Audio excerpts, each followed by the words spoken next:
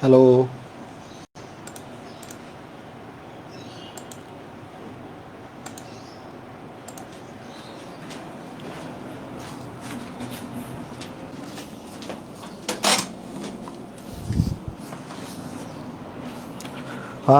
Hello everyone, সবাইকে স্বাগতম জানাচ্ছি আজকে আমাদের গুণগত রসায়নের 12 নম্বর কম্প্যাক্ট ক্লাসে।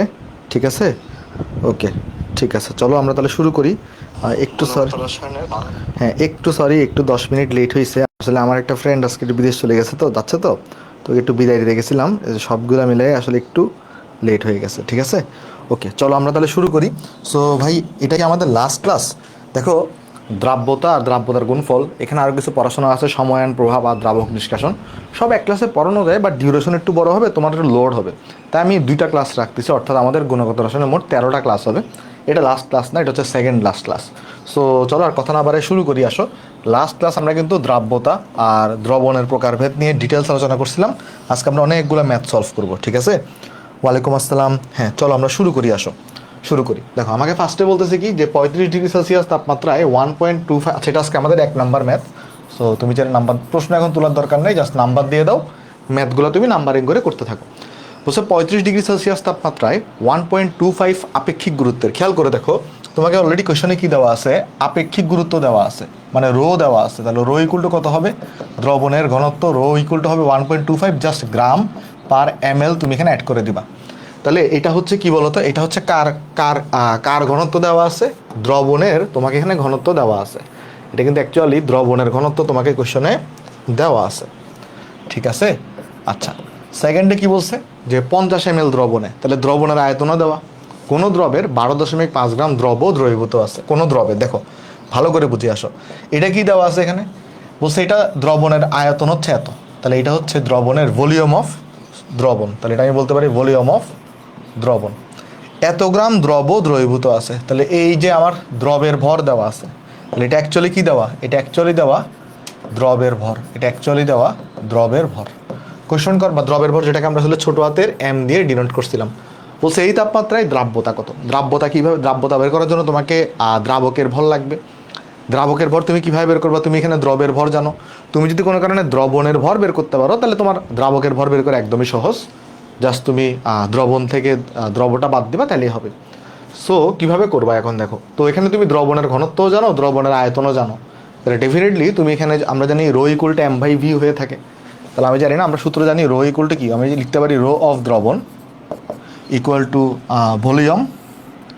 ভলিউম, মানে m/v হবে। তো এটা তো দ্রবণের ভর, দ্রবণের ভরকে আমি বড় হাতের এম দিয়ে লিখছিলাম, মনে পড়ে কিনা দেখো, আর এখানে ভি হবে। সো এখানে তাহলে তুমি যদি বড় হাতের এমটা বের করতে চাও, অর্থাৎ দ্রবণের ভর যদি আমি বের করতে চাই, বাংলা একবার কথাও লিখে দিই, দ্রবণের ভর বড় হাতের এম যদি বের করতে চাই, তো কীভাবে করবো? এখানে বড় এমটা জাস্ট রো ইন্টু ভি করে দাও। তাহলে রো হচ্ছে এখানে 1.25 আর ভলিউম হচ্ছে তোমার কাছে 50।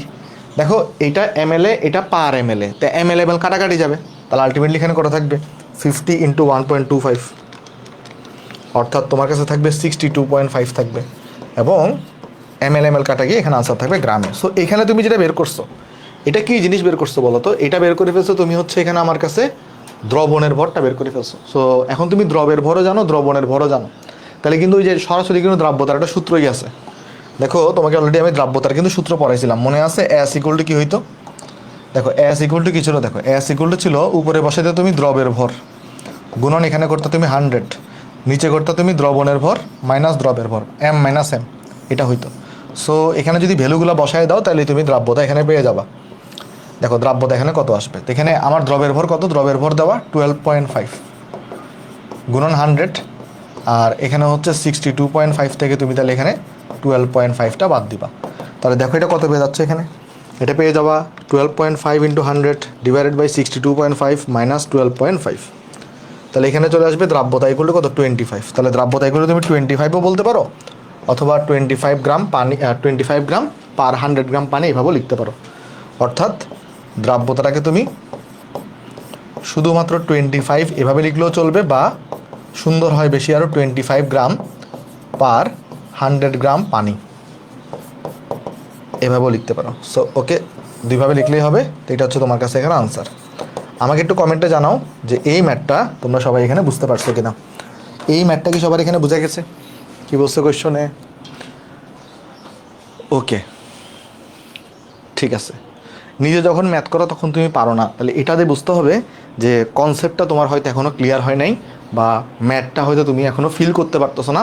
চেষ্টা করবা যে ম্যাথ যখন করবা, ম্যাথ পড়ার সময় ম্যাথ পুরা শেষ করে, মানে প্রশ্নটা পুরা শেষ করে আনসার করার চেষ্টা তো তুমি করবাই, বাট তুমি একবার কোয়েশ্চনটা পরে রিডিং দিবা। রিডিং দেওয়ার পরে কোয়েশ্চনটা যখন তুমি দ্বিতীয়বার রিডিং দিবা, তখন যে ডাটাগুলো দেওয়া থাকবে সেইখানে ছোট করে এগুলো লিখে ফেলবা, যেমন এটা হচ্ছে রো, এটা ভলিউম, তারপর মিলাবা ওই ডাটাগুলো দিয়ে কিভাবে কি করা যায় এভাবে চিন্তা করবা। একটু প্রসেসটা তোমাকে ফলো করতে হবে। তো চলো আস্তে আস্তে প্র্যাকটিস আসলে হয়ে যাবে, তোমার টেনশন নেওয়ার কোনো কারণ নেই। তো আমরা এখন একটা থিওরি পড়বো একটু করে। সেই থিওরিটা কি, যদিও তোমাকে আমি এখনও দ্রাব্যতা উপর তোমার হচ্ছে আমাদের এখন এই পড়ি নেই যে তাপমাত্রার উপর নির্ভরশীলতা বা দ্রাব্যতা কিসের উপর ডিপেন্ড করে, সেটা আমরা এখনও পড়ি নেই। বাট আমি যদি সাধারণভাবে বলি, তাহলে দেখা যায় যে তাপমাত্রাকে বাড়ানো হইলে নর্মালি দ্রাব্যতা বেড়ে যায়। বাট এটা সব ক্ষেত্রে সত্যি না, কিছু বিশেষ ক্ষেত্রও আছে, সেটা আমরা দেখবো একটু পরে। বাট সাধারণত কি হয়, সাধারণত যে ঘটনাটা ঘটে একদম সাধারণ, মানে কোনো কিছু তোমাকে যদি না বলে, হ্যাঁ, কোনো কিছু তোমাকে যদি না বলে, তাহলে সাধারণত যে ঘটনাটা ঘটে, টেম্পারেচারকে বাড়ানো হইলে তোমার অ্যাকচুয়ালি দ্রাব্যতাটা বেড়ে যায়। তো এটা রিজন হিসেবে কয়েকটা জিনিস বলা যায়। টেম্পারেচারকে বাড়ানো হইলে আসলে তোমার কণাগুলোর গতিশক্তি বেড়ে যায়। সো গতিশক্তি বাড়লে এরা আরও বেশি পরিমাণে দ্রবীভূত হয়, বুঝছো, ধাক্কাধাক্কি হয় এর মধ্যে, বা এভাবেও চিন্তা করতে পারো তখন দ্রাবক কণাগুলোর মধ্যে স্পেস বেড়ে যায়, ওকে, বা তখন দ্রবীভূতটা আসলে বেশি হবে। তো বাট এটা সাধারণ ক্ষেত্রে, বাট কিছু বিশেষ ক্ষেত্রও আছে। সবসময় যে টেম্পারেচার বাড়লে দ্রাব্যতা বাড়বে তা কিন্তু না, কিছু বিশেষ ক্ষেত্র আছে, সেটা আমরা একটু পরে দেখবো। বাট ইন জেনারেল কেস কি, ইন জেনারেল কেস হচ্ছে আমার কাছে কিন্তু সাধারণত কী হবে বলতো, সাধারণত টেম্পারেচারকে বাড়ানো হইলে দ্রাব্যতা কিন্তু বেড়ে যাবে, ওকে। আচ্ছা, এখন এখানে যদি আমরা একটা কাজ করি, তাহলে যদি আমি একটা লোয়ার টেম্পারেচার থেকে হায়ার টেম্পারেচারে যাই, বা আমি জিনিসটাকে যদি ভাবে লিখি যে নিম্ন তাপমাত্রা থেকে, ধর আমি এখানে নিম্ন টেম্পারেচার থেকে কই গেলাম, হায়ার তাপমাত্রায় গেলাম, ঠিক আছে। মানে নিম্ন তাপমাত্রা থেকে ধরা যাক আমি উচ্চ তাপমাত্রায় গেলাম, ধরা যাক আমি উচ্চ তাপমাত্রায় গেলাম, তাহলে কি হবে দেখো, তখন যে ঘটনাটা ঘটবে দেখো, নিম্ন তাপমাত্রায় তাহলে কি, নিম্ন তাপমাত্রায় দ্রাব্যতার মানটা হচ্ছে কম।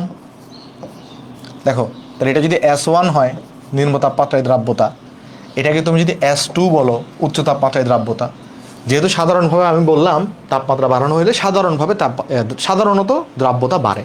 বাট কিছু বিশেষ কেসও আছে, গ্যাসের ক্ষেত্রে বলো, কিছু বিশেষ কেসও আছে, আবার তাপ উৎপাদিত দ্রবের ক্ষেত্রে কিছু পার্থক্য আছে, আমি দেখাবো কেন পার্থক্যগুলো হয়।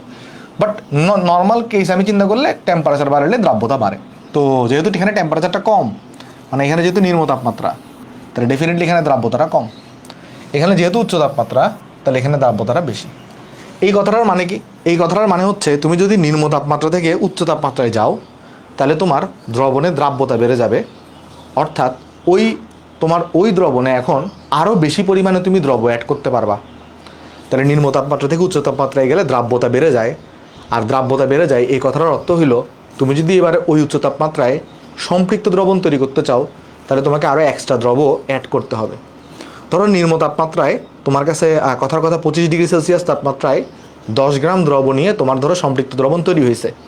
বাট এবার তুমি টেম্পারেচারকে 25 থেকে বাড়ায় 40-এ গেলা, তাহলে এখন তোমার কাছে 10 গ্রাম দ্রবই আছে। তাহলে কি 10 গ্রাম দ্রব্য নিয়ে তোমার 40 ডিগ্রি সেলসিয়াস তাপমাত্রায় ওই দ্রবণকে তুমি সম্পৃক্ত দ্রবণ বলতে পারবা? আনসার হচ্ছে না। তখন তোমাকে কিন্তু এক্সট্রা আরও দ্রব্য অ্যাড করতে হবে, মানে ওই দ্রব্য অ্যাড করে ওই 40 ডিগ্রি সেলসিয়াস তাপমাত্রায় সম্পৃক্ত দ্রবণে পৌঁছাইতে হবে। মেন কথা হচ্ছে এটা। তো এখানে তাহলে আমি দেখবো যে নিম্ন তাপমাত্রা থেকে উচ্চ তাপমাত্রায় গেলে যেহেতু আসলে আমার কাছে দ্রাব্যতাটা বেড়ে যায়, আর দ্রাব্যতা বেড়ে যাওয়া মানে আমার যদি সম্পৃক্ত দ্রবণ তৈরি করতে হয়, তাহলে দ্রব্য যোগ করতে হবে। তাহলে এখানে আমরা মনে রাখবো যে সম্পৃক্ত দ্রবণ তৈরি করার ক্ষেত্রে, এক্ষেত্রে তাহলে আমরা কি মনে রাখবো, এই ক্ষেত্রে আমরা মনে রাখবো সম্পৃক্ত দ্রবণ তৈরি করতে হলে, সম্পৃক্ত দ্রবণ তৈরি করতে সম্পৃক্ত দ্রবণ তৈরি করতে আরও দ্রব্য যোগ করতে হবে, আরও দ্রব্য যোগ করতে হবে, আরও দ্রব্য যোগ করতে হবে, ঠিক আছে। আচ্ছা, সেকেন্ড আরেকটা পয়েন্ট দেখি আসো। সেকেন্ড আরেকটা পয়েন্ট হচ্ছে, ধরো যাক আমি যদি এবারে উল্টা কাজ করতাম, উচ্চ তাপমাত্রা থেকে যদি আমি এবার নিম্ন তাপমাত্রায় আসতাম, ধরো উচ্চ তাপমাত্রা থেকে এবার আমি নিম্ন তাপমাত্রায় গেলাম, তাহলে এবার কি হবে? তাহলে দেখো নিম্ন তাপমাত্রায় গেলাম, আর উচ্চ তাপমাত্রায় আমার কাছে কী ছিল? দ্রাব্যতাটা বেশি ছিল। উচ্চ তাপমাত্রায় দ্রাব্যতা বেশি ছিল, নিম্ন তাপমাত্রায় কী আছে? দ্রাব্যতা কম আছে। এর মানে কি? এর মানে হচ্ছে ধরো যাক 40 ডিগ্রি সেলসিয়াস তাপমাত্রায় তোমার দ্রাব্যতা হচ্ছে ধরো 15 গ্রাম দ্রবণীয় হয়, মানে সম্পৃক্ত দ্রবণ হয় 15 গ্রাম দ্রবণীয়। এখন তুমি কি করলা? 25 ডিগ্রিতে গেলা, 25 ডিগ্রিতে ধরো তোমার হচ্ছে 10 গ্রাম নিয়ে সম্পৃক্ত দ্রবণ হয়, তখন ওই 5 গ্রাম কী হবে? তখন অদক্ষেপ আকারে নিচে পড়ে যাবে। সো তখন তোমার কিন্তু অদক্ষেপ আকারে নিচে পড়ে গিয়ে আলটিমেটলি সম্পৃক্ত দ্রবণ উপরে তৈরি করবে। সো উচ্চ তাপমাত্রা থেকে তারা নিম্ন তাপমাত্রায় গেলে কি হইলো? তোমার কিন্তু এখানে অদক্ষেপ পড়লো বা দ্রবণ থেকে বেরিয়ে আসলো। তাহলে এখানে আমি বলতে পারবো যে দ্রব কেলাসিত বা অদক্ষিপ্ত হবে। তাহলে এখানে আমরা মনে রাখবো সম্পৃক্ত দ্রবণ তৈরি করতে, এই ক্ষেত্রে কি হবে? সম্পৃক্ত দ্রবণ তৈরি করতে তোমার দ্রব অদক্ষিপ্ত বা কেলাসিত হবে। তাহলে দ্রব অদক্ষিপ্ত বা আমরা বলতে পারি কেলাসিত হবে। সো এটা যদি আমি একটু ফিগার দিয়ে তোমাকে একটু বুঝাই, হয়তো সেকেন্ড কেসটা অনেকেই বুঝতেছো না, চলো তোমাকে আমি একটু ক্লিয়ার করার চেষ্টা করি ফিগার একে একটা। তো আমরা এখানে আমাদের কাছে মনে হয় সেভ করা আছে। ওকে, চলো এটা দিয়ে তোমাকে একটু বোঝানোর চেষ্টা করি। আসো দেখো, তো কাহিনী কি হইলো? ধরো প্রথমে আমি দুইটা পাত্র তোমাকে দেখাচ্ছি। ধরা যাক এটা তোমার হচ্ছে 40 ডিগ্রি সেলসিয়াস তাপমাত্রার কাহিনী, ধরা যাক এটা হচ্ছে 25 ডিগ্রি সেলসিয়াস তাপমাত্রার কাহিনী। এখন 40 ডিগ্রি সেলসিয়াসে ধরো যাক 15 গ্রাম দ্রব নিয়ে, ধরা যাক 15 গ্রাম দ্রব নিয়ে, ধরা যাক এখানে 15 গ্রাম দ্রব আছে, আর এই 15 গ্রাম দ্রব নিয়ে সম্পৃক্ত দ্রবণ তৈরি হয়েছে। আর যখনই তুমি 40 থেকে 25-এর দিকে যাবা, তখন তোমার দ্রাব্যতা কমে গেছে। আর দ্রাব্যতা কমে যাওয়া মানে সে কিন্তু আর ওই আগের সমপরিমাণ দ্রবকে তার দ্রবণে কিন্তু ধরে রেখে সম্পৃক্ত দ্রবণ তৈরি করতে পারবে না। সম্পৃক্ত দ্রবণ তৈরি করতে হইলে তাকে কম পরিমাণ দ্রব দ্রবীভূত রাখতে হবে, যেটা দ্রাব্যতা কমে গেছে। তখন কী হবে? সে দেখা যাবে ধরো 10 গ্রাম দ্রবকে সে এখানে ধরা যাক দেখা যাবে এখানে 10 গ্রাম দ্রবকে নিয়ে সে সম্পৃক্ত দ্রবণে পরিণত হয়েছে। আর বাকি যে 5 গ্রাম দ্রব আছে এগুলো কিন্তু অদক্ষিপ্ত হয়ে গেছে বা কেলাসিত হয়ে গেছে। বাকি যে 5 গ্রাম দ্রব আছে তারা কিন্তু অদক্ষিপ্ত হয়ে গেছে বা কেলাসিত হয়ে গেছে। আর উপরের দ্রবণটাকে তুমি কিন্তু সম্পৃক্ত দ্রবণ বলবা। এটাও কিন্তু সম্পৃক্ত দ্রবণ ছিল, এটাও কিন্তু সম্পৃক্ত দ্রবণ ছিল। উপরের এই দ্রবণটা কিন্তু সম্পৃক্ত, অদক্ষেপ কিন্তু সম্পৃক্ত দ্রবণের অংশ না। আর অতিরিক্ত দ্রবণ কি জিনিস সেটা আমরা গত ক্লাসে আলোচনা করছিলাম। সো এটা হচ্ছে আমার কাছে মেইন পয়েন্ট। আশা করি তোমরা সবাই জিনিসটা এখানে বুঝতে পারছো। তো এইবার আমি তোমাকে একটা জিনিস দেখাতে যাচ্ছি যে ভাই এইটা না, এই টাইপের অঙ্ক অনেক সময় এমসিকিউতে দিয়ে দেয়। সো এমসিকিউর জন্য তোমাকে একটা আমি শর্টকাট শেখাতে চাই। সেই শর্টকাটটা কি? শর্টকাটটা হচ্ছে অনেক সময় জিজ্ঞেস করবে তুমি উচ্চ থেকে নিম্ন তাপমাত্রায় আসো বা নিম্ন থেকে উচ্চ তাপমাত্রায় যাও, যে কতটুকু দ্রব্য যোগ করতে হয় বা কতটুকু দ্রব্য অদক্ষিপ্ত হয়, এই টাইপের কোয়েশ্চন জিজ্ঞেস করে। অর্থাৎ তোমাকে ডেল্টা এম বের করতে বলবে। তোমাকে কি বের করতে বলবে? তোমাকে বের করতে বলা হবে ডেল্টা এম বের করতে বলা হবে। ডেল্টা এম তুমি কীভাবে বের করবা? দেখো, ডেল্টা এম বের করার শর্টকাট হচ্ছে উপরে বসাবা তুমি S1 মাইনাস S2, উপরে বসাবা S1 মাইনাস S2, এখানে একটা মডুলাস দিয়ে দিবা। মডুলাস দেওয়া মানে কি? S1 আর S2-র মধ্যে যেই বড় হোক যেই ছোট হোক, যে কোনো একজনকে আগে পরে বসালে সমস্যা নেই, নেগেটিভ আসলো মডুলাস থাকার কারণে পজিটিভ হয়ে যাবে। আর নিচে বসাবা 100 প্লাস আদি দ্রাব্যতা, 100 প্লাস আদি দ্রাব্যতা অর্থাৎ রেফারেন্স দ্রাব্যতা। আর গুণ করবা এখানে দ্রবণের ভর দিয়ে। পুরা জিনিসটাকে গুণ করবা কত দিয়ে? পুরা জিনিসটাকে গুণ করবা দ্রবণের ভর এটা দিয়ে, দ্রবণের ভর দিয়ে। ঠিক আছে? সো আমি তোমাকে চলো একটু এক্সপ্লেন করি যে শর্টকাটটা আসলে কীভাবে কাজ করে বা আদি দ্রাব্যতা বলতে কী বোঝানো হয়। ধরো তুমি এই ক্ষেত্রে যখন তুমি নিম্ন থেকে উচ্চতে যাচ্ছ, তখন এই S1 দ্রাব্যতাটা হচ্ছে রেফারেন্স দ্রাব্যতা বা আদি দ্রাব্যতা। যখন তুমি উচ্চ থেকে নিম্নতে যাও তখন S2টা হচ্ছে তোমার আদি বা রেফারেন্স দ্রাব্যতা, এটা হচ্ছে তোমার রেফারেন্স বা আদি দ্রাব্যতা। সেমভাবে এটাও এখানে কি ছিল? রেফারেন্স বা আদি দ্রাব্যতা, রেফারেন্স বা আদি দ্রাব্যতা। হোপফুলি তোমাকে বুঝাইতে পারছি জিনিসটা। আচ্ছা, বাট এইটা কখন তুমি ইউজ করবা? দ্রাব্যতার কিন্তু অনেকগুলো একক আছে, বাট এই শর্টকাট তুমি শুধুমাত্র ইউজ করবা যদি দ্রাব্যতাকে ওই যে একটা মনে আসছে পড়ছিলাম, গ্রাম পার 100 গ্রাম পানি, গ্রাম পার 100 গ্রাম পানি এই এককে দেওয়া থাকে, বা যদি কোনো একক দেওয়া না থাকে এই ক্ষেত্রেই তুমি এই সূত্রটা সরাসরি ইউজ করবা। যদি তোমাকে ওই যে গ্রাম পার লিটার এককে দেওয়া থাকে তাহলে কিন্তু এই শর্টকাটটা তুমি ব্যবহার করবা না। এই শর্টকাটটা শুধুমাত্র এইটার ক্ষেত্রে ব্যবহার করবা। আর এমসিকিউতে এইটা এইভাবেই দেওয়া থাকবে এসটা। ঠিক আছে? হ্যালো হ্যালো হ্যালো, ওকে, হাই ফাহিম। ঠিক আছে, আশা করি তোমরা সবাই বুঝতে পারছো। চলো আমরা একটা ম্যাথ করি, তাহলে আমাদের কনসেপ্ট আরও ক্লিয়ার হবে। চলো, এটা আমাদের আজকের দিনের 2 নাম্বার ম্যাথ। চলো এই ম্যাথটা আমরা সলভ করার চেষ্টা করি। আসো, কোয়েশনে কি বলছে দেখো। কোয়েশনে বলা হয়েছে 30 ডিগ্রি সেলসিয়াস তাপমাত্রা আর 50 ডিগ্রি সেলসিয়াস তাপমাত্রায় কোনো দ্রবের দ্রাব্যতা এত এবং এত। তাহলে দেখো এটা হলো তোমার 30 ডিগ্রি সেলসিয়াস তাপমাত্রায় দ্রাব্যতা, এটাকে তুমি S1 ডিনোট করতে পারো। এটাও তোমার এখানে 60 ডিগ্রি সেলসিয়াস তাপমাত্রায় দ্রাব্য, সরি 50 ডিগ্রি সেলসিয়াস তাপমাত্রায় দ্রাব্যতা। তুমি যদি চাও তাহলে তুমি এখানে ছোট করে চিত্রগুলো আঁকতে পারো আর কি, বুঝছো? তুমি এখানে চাইলে ছোট করে চিত্রগুলো আঁকতে পারো। ওকে, তাহলে এটা তোমার একটা প্রথমে দ্রবণ আছে, এখানে ধরো তোমার কাছে আরেকটা দ্রবণ আছে। ওকে, আর ঠিক আছে, এখন দেখো, এখন এখানে টেম্পারেচার হচ্ছে 30 ডিগ্রি সেলসিয়াস আর এখানে টেম্পারেচার হচ্ছে 50 ডিগ্রি সেলসিয়াস। আচ্ছা, কোয়েশ্চনে কি বলছে? কোয়েশ্চনে বলতেছে এই 30 ডিগ্রি সেলসিয়াসে আমার কাছে এই 30 ডিগ্রি সেলসিয়াসে দ্রাব্যতা দেওয়া আছে কত? S1 দেওয়া আছে, এখানে দেখো S1 দেওয়া আছে 60, আর 50 ডিগ্রি সেলসিয়াসে S2 দেওয়া আছে কত? 80। ওকে, আচ্ছা, অর্থাৎ 100 গ্রামে 60 গ্রাম দ্রব দ্রবীভূত থাকে, এখানে 100 গ্রামে 80 গ্রাম দ্রব দ্রবীভূত থাকতে পারে। ঠিক আছে, এবার বলতেছে 50 ডিগ্রি সেলসিয়াস তাপমাত্রায় 50 গ্রাম সম্পৃক্ত দ্রবণকে আমি 30 ডিগ্রিতে শীতল করছি। তাহলে আমি কোত্থেকে কোথায় আসছি বলো তো? আমি কিন্তু এই জায়গা থেকে এই জায়গায় আসছি। ভালো করে বুঝো, আমি কিন্তু কোন জায়গা থেকে কোন জায়গায় আসছি? 50 থেকে আমি কিন্তু এই 30-এ আসছি, রাইট? দেখো, আমি কিন্তু ছিলাম 50-এ, আমি ছিলাম এখানে দেখো 50-এ, আমি ছিলাম এখানে কিন্তু 50-এ। এই 50 ডিগ্রি সেলসিয়াস তাপমাত্রায় 50 গ্রাম সম্পৃক্ত দ্রবণকে, তাহলে আমি এখানে একটা সম্পৃক্ত দ্রবণ নিয়েছিলাম, সেই সম্পৃক্ত দ্রবণে দ্রবণের ভর কত ছিল? 50 গ্রাম ছিল, বুঝছো? এখানে আমি যে সম্পৃক্ত দ্রবণটা নিছি, এখানে আমাদের কাছে দ্রবণের ভর কত ছিল? দ্রবণের ভর ছিল আমার কাছে এখানে 50 গ্রাম ছিল দ্রবণের ভর। ঠিক আছে, তা আমি এইটাকে এখান থেকে এখানে শীতল করছি। তখন আমাকে বলছে শীতল করলে যেহেতু দ্রাব্যতাটা কম, তাহলে ডেফিনেটলি কিছু পরিমাণ এখানে অদক্ষেপ তৈরি হবে বা ক্যালাস তৈরি হবে, বা দ্রবণ থেকে কিছু পরিমাণ দ্রব বের হয়ে আসবে। তো সেইটার পরিমাণটা কত, এই অ্যামাউন্টটা কত, অর্থাৎ এই ডেল্টা এমটা কত, এটাই তোমাকে বেসিক্যালি জানতে চাওয়া হয়েছে। তুমি বের করবা কিভাবে? তোমার এখানে যে কাজটা হবে আগে, তোমার এখানে আমি কিন্তু দ্রাবকের কোনো পরিবর্তন আমরা এখানে করতেছি না। আমরা এখানে কিন্তু কী করতেছি না? দ্রাবকের কোনো পরিবর্তন এখানে আমরা করতেছি না। আমরা জাস্ট দ্রবকে আমি বের করে দিচ্ছি। দ্রবণ থেকে আমি কাকে বের করে দিচ্ছি? দ্রবকে বের করে দিচ্ছি। তাহলে এটা তুমি মনে মনে ভাবে চিন্তা করতে পারো, এই পাত্রে দ্রাবকের ভর যা ছিল, এই পাত্রেও বা এই দ্রবণেও দ্রাবকের ভর আমি তাই রাখবো।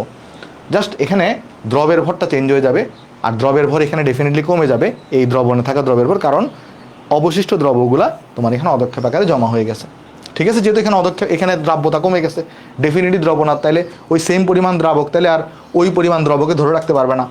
ধরো তুমি যদি এখানে 100 গ্রাম দ্রাবককে নাও, সে 80 গ্রাম দ্রবকে ধরে রাখতে পারে।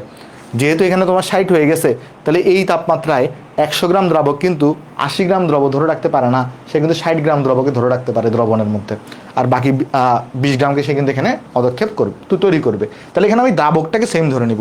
তাহলে একটা কাজ করতে পারি না আমি? এই জায়গায় আমি কি কোনো কারণে আগে ধরো এই জায়গায় আগে দ্রবের ভরটা বের করে ফেলে আসো, এই জায়গায় দ্রবের ভরটা বের করে ফেলে আসো। একটা কাজ করি, দ্রবের ভর বের করে আসো। তাহলে আমি ফার্স্টে আগে 50 ডিগ্রি সেলসিয়াস তাপমাত্রাতে আমি যদি আগে দ্রবের ভর বের করতে চাইতাম, তাহলে কীভাবে বের করতাম? দেখো, একটা ফর্মুলা ছিল আমাদের কাছে, S ইকুয়াল টু ছোটো হাতের M গুণন 100 divided by M minus M। তো এইখান থেকে আমি যদি এখানে S এর জায়গায় S এর মানটা বসাই দিই, S এর মানটা কত? S এর মান হচ্ছে 80, আর এখানে যদি আমি ভ্যালুটা বসাই, দেখো কত আসবে এটা। এখানে ছোটো হাতের M তো আমি বের করব, আর এটা হচ্ছে 100, আর এখানে হচ্ছে দ্রবণের ভর কত? দ্রবণের ভর দেওয়া 50 মাইনাস M। সো এখান থেকে তুমি কিন্তু চাইলে ছোটো হাতের এমটা বের করে ফেলতে পারবা। এখান থেকে চাইলে ছোটো হাতের এম বের হয়ে আসবে। দেখো তো এমটা কত? আচ্ছা, একটা কাজ করি না, আরেকটি লাইন বাড়াই আসো, তাহলে তোমার ক্যালকুলেশনটা সুবিধা হবে। তাহলে 5 8 হচ্ছে 40, আর এখানে হচ্ছে 2টা শূন্য আছে, তাহলে minus 80 M equal to 100 M।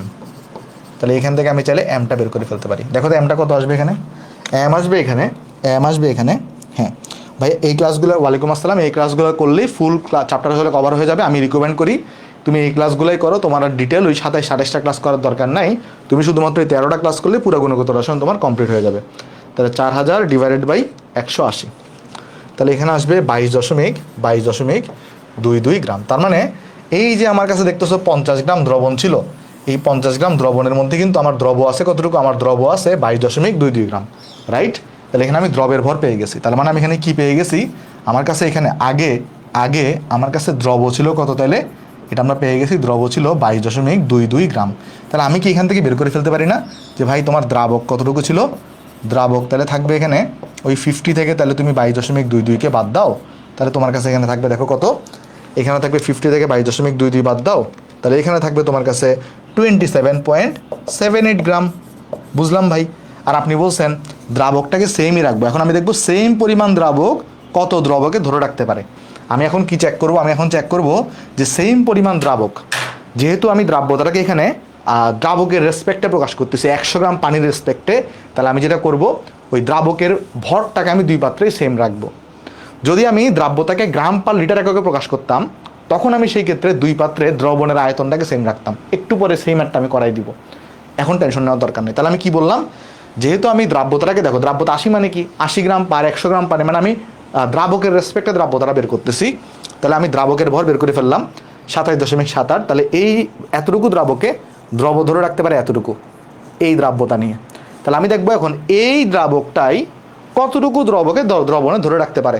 যেহেতু তার দ্রাব্যতা পরিবর্তন হয়ে গেছে, ডেফিনেটলি আর আগের মতো দ্রবকে সে ধারণ করতে পারবে না, কিছু পরিমাণ দ্রব তাহলে এখানে বের হয়ে যাবে। তাহলে আমাদের এখন চেক করতে হবে যে এই যে আমার কাছে নতুন আমি এখানে যে তোমার একটা দ্রবণ পাইলাম, এই দ্রবণে কতটুকু দ্রব আছে এটা আমাকে চেক করতে হবে। এই দ্রবণে দ্রবটাকে যদি আমি এম ড্যাশ নাম দিই, আশা করি কেউ মন খারাপ করবা না। তো আমরা এখন যেটা করবো, এই 30°C তাপমাত্রাতে আমরা যদি এই সূত্রটাকে ইউজ করি, তাহলে দেখো তো কি পাচ্ছি আমরা এখানে। আমরা পেয়ে যাব দ্রাব্যতা দেওয়া আছে আমার কাছে 60। তারপর এখানে দেখো আমার কাছে এম কত হবে, এখানে এম তো আমি বের করবো, এটাকে আমি এম ড্যাশ ধরছি, এটা তাহলে 100। আর এখানে দেখো এই যে দেখো এম মাইনাস এম, এটাকেই বেসিক্যালি কিন্তু বলা হয় ভাই দ্রাবকের ভর। দ্রাবকের ভর। সো এখানে দ্রাবকের ভর আমি জানি অলরেডি, সেটা হচ্ছে কত 27.78। তাহলে এখান থেকে আমি পেয়ে যাব এম ড্যাশটা কত আসবে। দেখো তো এম ড্যাশ কত আসবে, এখানে এম ড্যাশ আসবে 60 × 27.78, তারপরে ডিভাইডেড বাই 100। তাহলে এখানে চলে আসবে 16.668। তাহলে 16.668, তার মানে আমার ওই পরিমাণ ওই দ্রাবকটা বা 6-7 গ্রামও চিন্তা করতে পারো, 6-7 গ্রাম। তার মানে আমার ওই দ্রাবকটা এখন আর 22.22 গ্রাম দ্রবকে ধরে রাখতে পারবে না, সে কিন্তু দ্রব ধরে রাখতে পারবে কতটুকু 16.67। তাহলে বাকিটা তাহলে অদক্ষিপ্ত হয়ে যাবে। তাহলে অদক্ষিপ্ত হচ্ছে কতটুকু বলো তো, তাহলে দ্রব বেরিয়ে আসবে কতটুকু দেখো। তাহলে এখানে আমি লিখতে পারি যে দ্রব বেরিয়ে আসবে দ্রব বেরিয়ে আসবে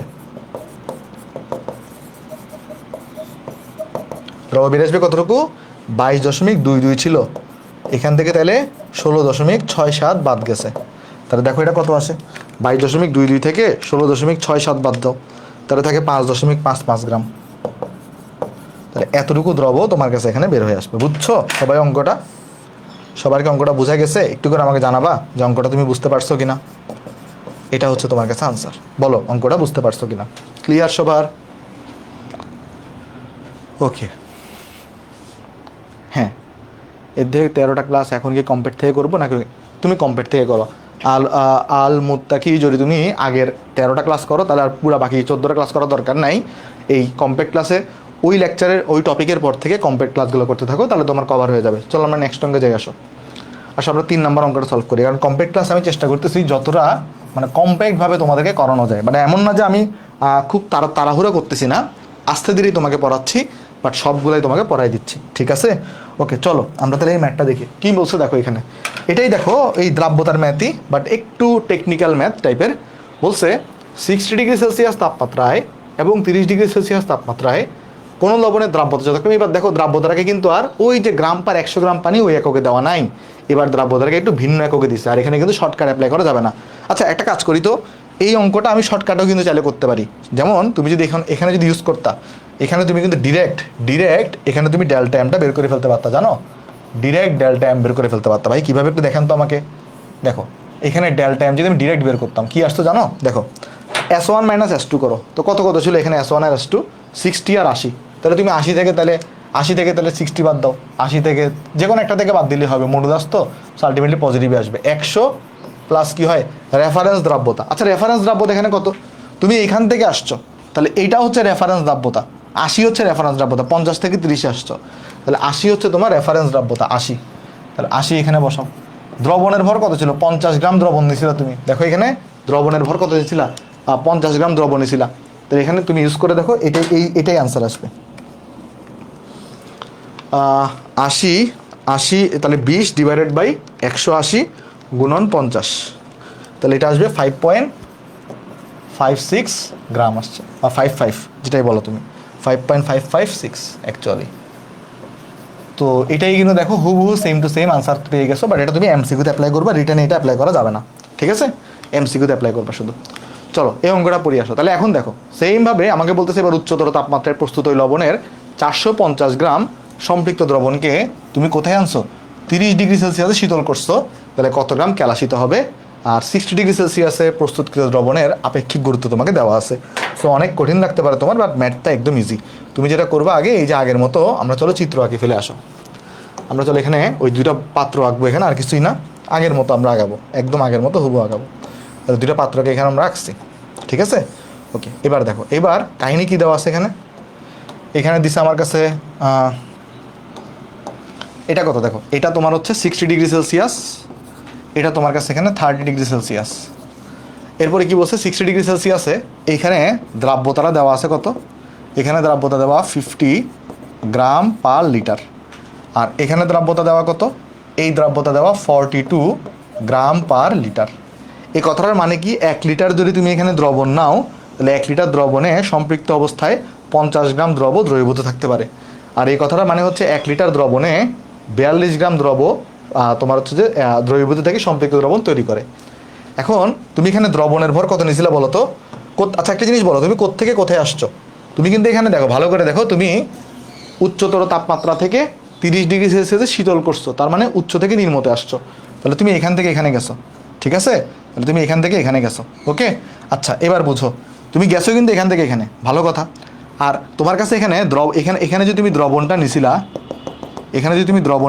এখানে দ্রবণের ভর দেওয়া কত, এখানে দ্রবণের ভর দেওয়া কত, দ্রবণের ভর দেওয়া 450 গ্রাম, দ্রবণের ভর দেওয়া 450 গ্রাম। আচ্ছা আরেকটা জিনিস দেওয়া আছে দেখো, 60 ডিগ্রি সেলসিয়াসে যে দ্রবণটা তৈরি করা ছিল, সেই দ্রবণের আপেক্ষিক গুরুত্ব দেওয়া এত। তার মানে এটা এই দ্রবণের ঘনত্ব কিন্তু তোমাকে দেওয়া আছে, এই দ্রবণের ঘনত্ব তোমার কাছে এখানে দেওয়া আছে। ঘনত্বটা কত দেওয়া? 1.13 গ্রাম পার সেন্টিমিটার কিউব, মানে গ্রাম পার লিটার। সেন্টিমিটার কিউব মানে কি বলো তো? গ্রাম পার লিটার, এটা তোমাকে দেওয়া আছে। আচ্ছা এবার একটা জিনিস তুমি বলো আমাকে, সেটা হচ্ছে এবার দ্রাব্যতাটাকে কিসের রেসপেক্টে প্রকাশ করা আছে? দ্রবণের আয়তনের রেসপেক্টে। আগের অঙ্কে দ্রাব্যতাকে প্রকাশ করা ছিল দ্রাবকের ভরের রেসপেক্টে। তখন দেখছিলে যে দুই পাত্রে তুমি দ্রাবকের ভরটাকে সেম রাখছিলা, তারপর দেখছিলা ওই দ্রাবকে কতটুকু পরিমাণে দ্রবীভূত থেকে সম্পৃক্ত দ্রবণ তৈরি করে। আর এই ক্ষেত্রে দ্রাব্যতাকে কোনটার রেসপেক্টে প্রকাশ করা আছে? গ্রাম পার লিটারে প্রকাশ করা দ্রাব্যতাকে, তার মানে দ্রবণের আয়তনের রেসপেক্টে প্রকাশ করা। অর্থাৎ এবার যেটা করতে হবে তোমাকে, দুই পাত্রে তুমি দ্রবণের সেম আয়তন বিবেচনা করবা, সেই সেম আয়তনে কত গ্রাম দ্রবীভূত থেকে সম্পৃক্ত দ্রবণ তৈরি করে সেটা বিবেচনা করে ম্যাথ করবা। যেমন দেখো তো এখানে এই দুটি ইনফরমেশন থেকে আমি কি দ্রবণের আয়তন বের করতে পারি? ডেফিনেটলি পারি। তাহলে এখানে দেখো, আমি যদি দ্রবণের আয়তন বের করতাম, এখানে যদি আমি যদি উপরে লিখে আসি একটু করে, এখানে যদি আমি এখানে দ্রবণের আয়তন বের করতাম, কত আসতো দেখো তো? এখানে দ্রবণের আয়তন রো ইন্টু ভি করো, সরি রো ইন্টু ভি বলতেছি, rho equal to M by V. So আয়তন ইকুয়াল টু আসবে এম বাই রো। তাহলে এম বাই রো করো, এখানে এম বাই রো করো। তো এম কত এখানে দেখো তো? এম হচ্ছে তোমার কাছে এখানে দেওয়া ভর দেওয়া 450, আর রো দেওয়া 1.13। তাহলে এখানে দেখো তো কত চলে আসবে? এটা এখানে চলে আসবে 450 ভাগের 1.13, তাহলে এটা চলে আসছে 398.23। এবং এটা কিন্তু কোন এককে আসবে দেখো তো? এখানে ভালো করে একটু লক্ষ্য করে দেখো এটা। আচ্ছা এখানে একটু ভুল করছি, এটা সেন্টিমিটার কিউব ছিল, আর আমরা জানি সবাই 1 সেন্টিমিটার কিউব মানে হচ্ছে 1 মিলিলিটার। এখানে একটা ভুল করছি আমি, কেমন? এটা মিলিলিটার হবে, এটা হবে মিলিলিটার, 1 লিটার না তো ভাই, মিলিলিটার হবে, আমি খেয়াল করি নি। তাহলে দেখো এখানে উপরে ছিল গ্রাম, নিচে ছিল গ্রাম পার এম এল, গ্রাম কাটা থাকবে, আর দ্রবণের আয়তনটা কিন্তু এখানে মিলিলিটার এই এককে আসবে। হ্যাঁ, এটা ভুল করা যাবে না, একটু কেয়ারফুল থাকিও, ঠিক আছে? এখন তাহলে আমি দ্রবণের আয়তন পেয়ে গেছি। তাহলে আমি এই পাত্র দ্রবণের আয়তন আমি কত নিব বলো তো? এই পাত্রেও আমি কিন্তু দ্রবণের আয়তনটাকে চেঞ্জ করব না, দ্রবণের আয়তন আমি সেমই রাখবো, ঠিক আছে? দ্রবণের আয়তন আমরা এখানে চেঞ্জ করবো না, দ্রবণের আয়তন এখানে আমরা সেমই রাখবো। অর্থাৎ এই পাত্রেও দ্রবণের আয়তন কিন্তু হুবহু এটাই হবে। এবার একটা জিনিস দেখো, আমরা এখানে এটা বের করতে পারতাম না যে এখানে আমাকে দেওয়া S1 = 50 গ্রাম পার লিটার, অর্থাৎ 60 ডিগ্রি সেলসিয়াসে 1 লিটার দ্রবণে দ্রব থাকে 50 গ্রাম। তাহলে 60 ডিগ্রি সেলসিয়াস আমি বের করতে পারতাম না যে এত লিটারের মধ্যে কতটুকু দ্রব থাকে? এখানেও সেমভাবে বের করবো 1 লিটার থেকে 42 গ্রাম, তাহলে এত এত এম এর মধ্যে কতটুকু থাকে, তাহলে তো আমি বের করে ফেলতে পারবো যে কতটুকু এখানে কী হয়েছে, অদক্ষিপ্ত হয়েছে। পয়েন্টটা বুঝতে পারছো? এভাবে বের করতে হবে। তাহলে আমি চলো বের করে দেখাই। তাহলে অ্যাট ফার্স্ট আমরা এখানে কি করব, এই যে 60°C, এখানে যদি আমি লিখতে পারবো, এখানে আমার দ্রাব্যতা দেওয়া কত, দ্রাব্যতা দেওয়া 50 গ্রাম পার লিটার। তাহলে এটাতে আমি লিখতে পারি যে 1 লিটার দ্রবণে, এই যে 60°তে আমরা লিখতে পারি 1 লিটার দ্রবণে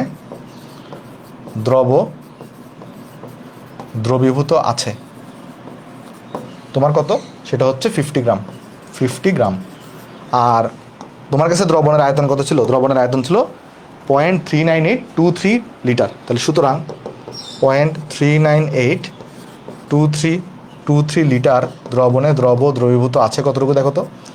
এটা তাহলে আনসার হবে এখানে 50 গুণন 0.39823, তাহলে এটা চলে আসবে 19.91 গ্রাম। 19 আমি আর ঐকিক নিয়মটা করে দেখাইলাম না, সো তুমি আশা করি এটা পারবা। 19.91 গ্রাম থাকবে।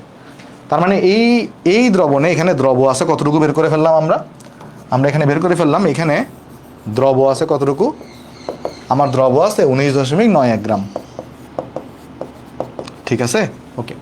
এইবার আমরা বের করবো এই যে 30°C তাপমাত্রা এখানে। এবার আমরা বের করবো 30°C তাপমাত্রা এখানে দ্রাব্যতা কত দেওয়া আছে দেখো তো, S2 দেওয়া 42 গ্রাম পার লিটার। অর্থাৎ আমি তাহলে এখানে বলতে পারি আমার 1 লিটার দ্রবণে দ্রবীভূত আছে, 1 লিটার দ্রবণে দ্রবীভূত আছে কত গ্রাম, 42 গ্রাম, 42 গ্রাম।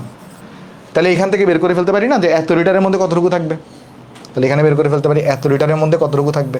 জাস্ট সিম্পল ঐকিক নিয়ম করবা তুমি, আর কিছুই না। এত লিটারের মধ্যে কতটুকু আছে, তাহলে জাস্ট তুমি সিম্পল ঐকিক নিয়ম করে বের করে ফেলো তো এটা কত আসে দেখো। তাহলে হচ্ছে 42 গুণন 0.39823, তাহলে এখানে থাকবে 17.92, 17.92 গ্রাম। অর্থাৎ দেখো আগে তোমার কাছে দ্রব কতটুকু ছিল, আগে তোমার কাছে, আচ্ছা এখানে কি ভুল করছি কেন, আমি 45 দ্বিগুণ করছি কেন, 42 দ্বিগুণ হবে। ওকে, 16.725, থ্যাংক ইউ বলার জন্য। 16.725 গ্রাম, তাহলে এখানে আসবে কত, 16.725 গ্রাম। আমি এখানে ভুলে 45 দ্বিগুণ করে দিয়েছিলাম ক্যালকুলেটারে। ঠিক আছে, তার মানে দেখো আগে আমার কাছে এখানে দ্রবীভূত ছিল কতটুকু, এত। আর এখন এখানে কতটুকু দ্রবীভূত আছে, এখন এখানে দ্রবীভূত আছে 16.725। তাহলে এখন তোমরা যখন জিজ্ঞেস করছে এই ভরটা কত, এই ডেল্টা এমটা কত, বলো তো এটা এখন পান্তা ভাত না, কীভাবে করবা, জাস্ট এটা থেকে এটা বাদ দিবা, তাহলে তো তুমি কতটুকু দ্রব বের হয়ে আসবে সেটা বের করে ফেলতে পারবা। তাহলে এটা বের করে ফেলো এখানে, আর কিছুই না। তাহলে তুমি এখানে বের করবা ডেল্টা এম, তাহলে ডেল্টা এম বের করবা, ডেল্টা এম ইকুয়াল টু কত, 19.91 মাইনাস 16.725। তাহলে দেখো এখানে কত আসবে, 19.91 16.725, তাহলে এখানে চলে আসছে 3.185 এত গ্রাম। তো এটা হচ্ছে তোমার কাছে এখানে আনসার। ঠিক আছে, সো এটা হচ্ছে তোমার কাছে এখানে আনসার। আশা করি অঙ্কটা আমরা সবাই বুঝতে পারছি। ঠিক আছে, চলো আমরা তাহলে নেক্সট অঙ্কে যাই। কি প্রশ্ন করছো? ওকে, আয়ন শনাক্তকরণ বাকি আর দ্রাব্যতা বাকি, তাহলে এখান থেকেই করো। মূল ক্লাস ডিটেল ক্লাস করার দরকার নেই, কম্প্যাক্ট ক্লাসটাই করো। কম্প্যাক্ট ক্লাস একদম ডিটেলসেই পড়াইছি। ঠিক আছে, সো চলো আমরা নেক্সট অঙ্কে যাই। তাহলে এটা আমাদের আজকের দিনের 4 নাম্বার ম্যাথ। চলো আমরা এই অঙ্কটা করি। দেখো কোয়েশনে কি বলছে, এখানে কোয়েশনে বলতেছে 25°C তাপমাত্রায় এত আয়তনের সম্পৃক্ত জলীয় দ্রবণে এত গ্রাম অক্সালিক অ্যাসিড আছে। অক্সালিক অ্যাসিডের দ্রাব্যতারা তুমি এই এককে প্রকাশ করো আর এত এককে প্রকাশ করো। দেখো এটা তো দুনিয়ার পান্তাভাত টাইপের ম্যাথ। কেন পান্তাভাত টাইপের ম্যাথ বলতেছি আমি, দেখো তোমাকে অলরেডি দ্রবণের আয়তন দেওয়া, সেই সম্পৃক্ত দ্রবণও বলা আছে, এবং এখানে কত ভর আছে সেটাও তোমাকে দেওয়া আছে। তো তুমি এখান থেকে ইজিলি দ্রাব্যতাকে গ্রাম পার লিটার এককে প্রকাশ করতে পারো। কীভাবে আমি দেখাই। আচ্ছা 200 সেন্টিমিটার কিউব মানে কি বলো তো, 200 ml। আর 200 ml মানে কি, 200 ml মানে হচ্ছে 0.2 লিটার। তো তুমি এখানে বলতে পারবা 0.2 লিটার সম্পৃক্ত দ্রবণে অক্সালিক অ্যাসিড আছে 26 গ্রাম, তাহলে 1 লিটারে কতটুকু থাকবে। তাহলে এখানে আমি লিখতে পারি, যে 0.2 লিটার সম্পৃক্ত দ্রবণে অক্সালিক অ্যাসিড আছে, অক্সালিক অ্যাসিড আছে কতটুকু ভাই? 26 গ্রাম। তাহলে সুতরাং 1 লিটারে যতটুকু থাকে তাই কিন্তু দ্রাব্যতা হয়। 1 লিটার সম্পৃক্ত দ্রবণে অক্সালিক অ্যাসিড আছে, এটা হবে 26/0.2, মানে জাস্ট ঐকিক নিয়ম আর কিছুই না, 26/0.2 গ্রাম। তাহলে দেখো তো এখানে কত থাকবে, এটা 26 তুমি যদি এখানে 0.2 করো, 26 বাই যদি 0.2 করো, তাহলে এখানে থাকবে 130, অর্থাৎ পার লিটারে 130 গ্রাম তোমার কাছে কি আছে? পার লিটারে 130 গ্রাম তোমার কাছে অক্সালিক অ্যাসিড আছে। তাহলে এই জায়গা থেকে আমি সুন্দর মতো কিন্তু কী বের করে ফেলতে পারি? দ্রাব্যতা কত হবে এটা বের করে ফেলতে পারি। তাহলে এখানে লিখবো আমরা দ্রাব্যতা, এটা ইকুয়াল টু 130 গ্রাম পার লিটার, 130 গ্রাম পার লিটার। সো এটা হচ্ছে তোমার কাছে আনসার। বলো বুঝতে পারছো কিনা অঙ্কটা? সবার কি অঙ্কটা ক্লিয়ার? তাহলে এটা হচ্ছে তোমার কাছে এখানে আনসার, ঠিক আছে? এবার কি কোয়েশ্চেন করছে যে মোল পার লিটার এককে প্রকাশ করো। এখন দেখো 1 লিটার দ্রবণে, 1 লিটার সম্পৃক্ত দ্রবণে তোমার দ্রবীভূত আছে এতটুকু, এটা তো দ্রবের ভর। এইখান থেকে চাইলে তুমি অক্সালিক অ্যাসিডের আণবিক ভর বের করে ফেলতে পারো না? আণবিক ভর, আণবিক ভর বের করে ভরকে তুমি আণবিক ভর দ্বিগুণ করে মোল সংখ্যা পেয়ে যাবা, তাহলে বের করে ফেলতে পারবা তখন 1 লিটার দ্রবণে কত মোল তোমার হচ্ছে যে কি আছে বলো তো, এখানে অক্সালিক অ্যাসিড আছে, মানে মোলার ভরটা তুমি বের করে ফেলো এখান থেকে, এটা বের করে ফেলো। এম বের করো, এখানে বড় হাতের এমটা বের করো। তো বড় হাতের এমটা কত হবে এখানে? 2, কার্বন 2টা, তাহলে 24, অক্সিজেন কয়টা? অক্সিজেনও 2টা, তাহলে এখানে ফার্স্ট হচ্ছে এখানে 32 হবে, প্লাস 2, পানি হচ্ছে এখানে 18 হবে। তাহলে এখানে আমরা কত পেয়ে যাবো দেখো তো, এখানে 2 + 24 + 32 + 36, তাহলে এখানে চলে আসবে 94। তাহলে এখান থেকে তুমি চাইলে অক্সালিক অ্যাসিডের মোল সংখ্যা বের করে ফেলতে পারো, তার মানে NH2C2O4.2H2O। তাহলে এখানে অক্সালিক অ্যাসিড না লিখে একটা, এটা হচ্ছে অক্সালিক অ্যাসিড লেখা আছে এটাকে, হ্যাঁ। দেখো তাহলে এখানে কি লিখবা, দেখো এটা কত আসবে এখানে, এখানে আসবে তুমি এখানে কি বসাবা উপরে, তাহলে বসাবা এই ভর 130 গ্রাম, আর এখানে তাহলে আমার আণবিক ভর দেওয়া 94, তাহলে কত আসবে দেখো, এটা 130/94, তাহলে এখানে চলে আসবে 1.3829, 1.3829 মোল চলে আসছে। সো এখানে তো আমি মোল সংখ্যাটা পেয়ে গেছি। এখন মোল সংখ্যা যদি আমি পেয়ে যাই, তাহলে আমি কি লিখবো যে 1 লিটার, তাহলে আমি এখানে লিখতে পারবো 1 লিটার সম্পৃক্ত দ্রবণে, হ্যাঁ, তাহলে আমি এখানে লিখতে পারবো 1 লিটার সম্পৃক্ত দ্রবণে, আমরা তাহলে এখানে লিখবো যে 1 লিটার সম্পৃক্ত দ্রবণে অক্সালিক অ্যাসিড আছে, 1 লিটার সম্পৃক্ত দ্রবণে অক্সালিক অ্যাসিড আছে কয় মোল? দেখো মোল পার লিটার মানে কি, 1 লিটারের মধ্যে কয় মোল দ্রব আছে, তাহলে এত মোল আছে, এত মোল। তাহলে এখান থেকে আমি লিখতে পারি, সুতরাং দ্রাব্যতা ইকুয়াল টু কত হবে? দ্রাব্যতা ইকুয়াল টু হবে এই যে এত মোল পার লিটার, এত মোল পার লিটার, ঠিক আছে? সো এটা হচ্ছে তোমার কাছে আনসার, এটা হচ্ছে তোমার কাছে আনসার। আশা করি অঙ্কটা আমরা সবাই এখানে বুঝতে পারছি। ওকে, সো দ্রাব্যতার আমরা এই ম্যাথটাও করে ফেললাম। চলো নেক্সটে চলে যাই। নেক্সট আমরা এই ম্যাথটা দেখি আসি, এখানে কি বলা হয়েছে। এটা তো আজকে আমাদের দিনের 5 নাম্বার ম্যাথ। দেখো কোয়েশনটাতে কি বলছে এখানে। ওকে, কিছু বলছো ভাইয়া কম্পেয়ার ক্লাস না করে, দেখো আগের ক্লাসগুলো করলেও হবে, বাট তোমার কাছে তো সময়টা কম, আমি রিকমেন্ড করবো তোমাকে কম্পেয়ার ক্লাসটা করো, কেমন? আচ্ছা, গ্লুকোজ একটা তাপহারী দ্রব, আর 100 ডিগ্রি সেলসিয়াস তাপমাত্রায় পানিতে এর দ্রাব্যতা হচ্ছে এত। ওকে, তো এই তাপমাত্রায় পানির আপেক্ষিক গুরুত্ব এত, খুব ভালো কথা। এই অবস্থায় গ্লুকোজের 250 ml সম্পৃক্ত দ্রবণকে 10 ডিগ্রি সেলসিয়াস তাপমাত্রায় শীতল করা হলে 11.5 গ্রাম গ্লুকোজ অধক্ষিপ্ত হয় 10 ডিগ্রি সেলসিয়াস তাপমাত্রায়। আবার হচ্ছে এখানে গ্লুকোজের দ্রাব্যতা কত? চলো, কাহিনী প্যারা নেওয়ার কিছু নেই, তুমি যেটা কাজটা করবা সেটা হচ্ছে চিত্র আঁকবা, যেটা পাত্রে চিত্র আঁকো, তাহলে অঙ্কটা সহজ হয়ে যাবে তোমার জন্য। তো এখানে চলো আমি একটা পাত্রের চিত্র এঁকে দিই তোমাকে আগে, ছোট করে ফেলি এটাকে, ডান। 2টা পাত্র আঁকবো, ঠিক আছে? আঁকলাম। টেম্পারেচারগুলো লক্ষ্য করি, কত কত টেম্পারেচারের কথা বলা হয়েছে এখানে।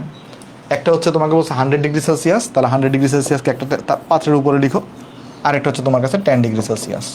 আচ্ছা, এবার কোয়েশনে কি বলছে, 100 ডিগ্রি সেলসিয়াসে পানিতে দ্রাব্যতা হচ্ছে 45.5, তাহলে 100 ডিগ্রি সেলসিয়াসে দ্রাব্যতা কত? 45.5 এটা বলা আছে। এই তাপমাত্রায় পানির আপেক্ষিক গুরুত্ব দেওয়া এত, মানে দ্রবণের আপেক্ষিক গুরুত্ব, এখানে যে দ্রবণটা তৈরি হয়েছে, এখানে দ্রবণের আপেক্ষিক গুরুত্ব রো অফ দ্রবণ, এটা দেওয়া কত? এটা দেওয়া তোমার কাছে 0.95, তার মানে এটা 0.95 গ্রাম পার ml। আর এই অবস্থায় গ্লুকোজের 250 ml সম্পৃক্ত দ্রবণকে আমি তোমার কি করছি এখানে, তার মানে দ্রবণের আয়তন কত এখানে দেওয়া আছে 250 ml সম্পৃক্ত দ্রবণ। তাহলে এখানে আমার দ্রবণের আয়তন দেওয়া, দ্রবণের আয়তন কত, দ্রবণের আয়তন হচ্ছে 250 ml। ওকে, দ্রবণের আয়তন দেওয়া 250 ml। এই দেখো এই অবস্থায় গ্লুকোজের 250 ml সম্পৃক্ত দ্রবণকে, এই অবস্থায় মানে কি আমি 100 ডিগ্রির কথা কিন্তু বলতেছি। তাহলে এখানে আমি এতটুকু সম্পৃক্ত দ্রবণকে, তার মানে দ্রবণের আয়তন এখানে দেওয়া আছে, এটাকে আমি কই নিয়ে আসছি 10 ডিগ্রি সেলসিয়াস তাপমাত্রায় শীতল করছি। তাহলে আমি কি করছি 10 ডিগ্রি সেলসিয়াস তাপমাত্রায় এটাকে আমি শীতল করে নিয়ে আসছি। শীতল করে আনা হইলে ডেফিনেটলি এখানে দ্রাব্যতা কম হবে, এবং সেই দ্রাব্যতাটা কত সেটা আমি জানি না এখনও, দ্রাব্যতা কত সেটা আমরা এখনও জানি না। তো বলছে তখন শীতল করা হলে এতটুকু অদক্ষিপ্ত হয়। দ্রাব্যতা কম হবে আপনি কীভাবে বুঝতে পারছেন, ওই যে অদক্ষিপ্ত হয় বলছে, তাহলে ডেফিনেটলি আমার দ্রাবক ওইটাকে ধরে রাখতে পারতেছে না। তো কতটুকু অদক্ষিপ্ত হয় সেটা তোমাকে বলে দিছে, কতটুকু অদক্ষিপ্ত হয়। ডেল্টা এম এখানে বলে দিছে কত বলো তো, ডেল্টা এম এখানে বলে দিছে তোমার এখানে 11.5 গ্রাম, 11.5 গ্রাম আমাকে বলে দিচ্ছে ডেল্টা এতটুকু অদক্ষিপ্ত হবে, তাহলে বাকিটা এখানে সম্পৃক্ত দ্রবণ হিসেবে থাকবে। ঠিক আছে, তো 10 ডিগ্রি সেলসিয়াস তাপমাত্রায় গ্লুকোজের দ্রাব্যতা কত বের করতে বলা হয়েছে। তোমার যেহেতু সবগুলো এখানে ভর রিলেটেড জিনিস, প্রথমে এখানে তুমি দ্রবণের ঘনত্বও জানো, দ্রবণের ভরও জানো, আয়তনও জানো, তাহলে এখানে আগে তুমি একটা কাজ করো না, দ্রবণের ভর বের করে ফেলো। তো দ্রবণের ভর ইকুয়াল টু কত আসবে, আমরা জানি এম ইকুয়াল টু হয় রো ইন্টু ভি। সো এখানে রো আর ভিকে গুণ করো, তাহলে রো হচ্ছে 0.95, এটাকে তাহলে তুমি 250 দিয়ে মাল্টিপ্লিকেশন করো। তাহলে 0.95 আর যদি 250 দিয়ে মাল্টিপ্লিকেশন করো, 0.95 ইন্টু 250, তাহলে এখানে থাকবে 237.5, 237.5 গ্রাম। তাহলে এখানে কি বের করে ফেললাম আমি এখানে বের করে ফেললাম আমার কাছে এখানে দ্রবণের ভরটা কত সেটা আমরা বের করে ফেললাম। ঠিক আছে, আমার কাছে দ্রবণের ভরটা কত সেটা আমরা এখানে বের করে ফেললাম। আমার দ্রবণের ভর, যেটাকে আমি বড় হাতের এম দিয়ে আমরা ডিনোট করে থাকি, এটা হচ্ছে আমার এত। ওকে, এবার আমি দ্রাব্যতারাও জানি, দ্রবণের ভরও জানি, তাহলে এইখানে অ্যাকচুয়ালি দ্রব কতটুকু আছে সেটা আমি বের করে ফেলতে পারবো না।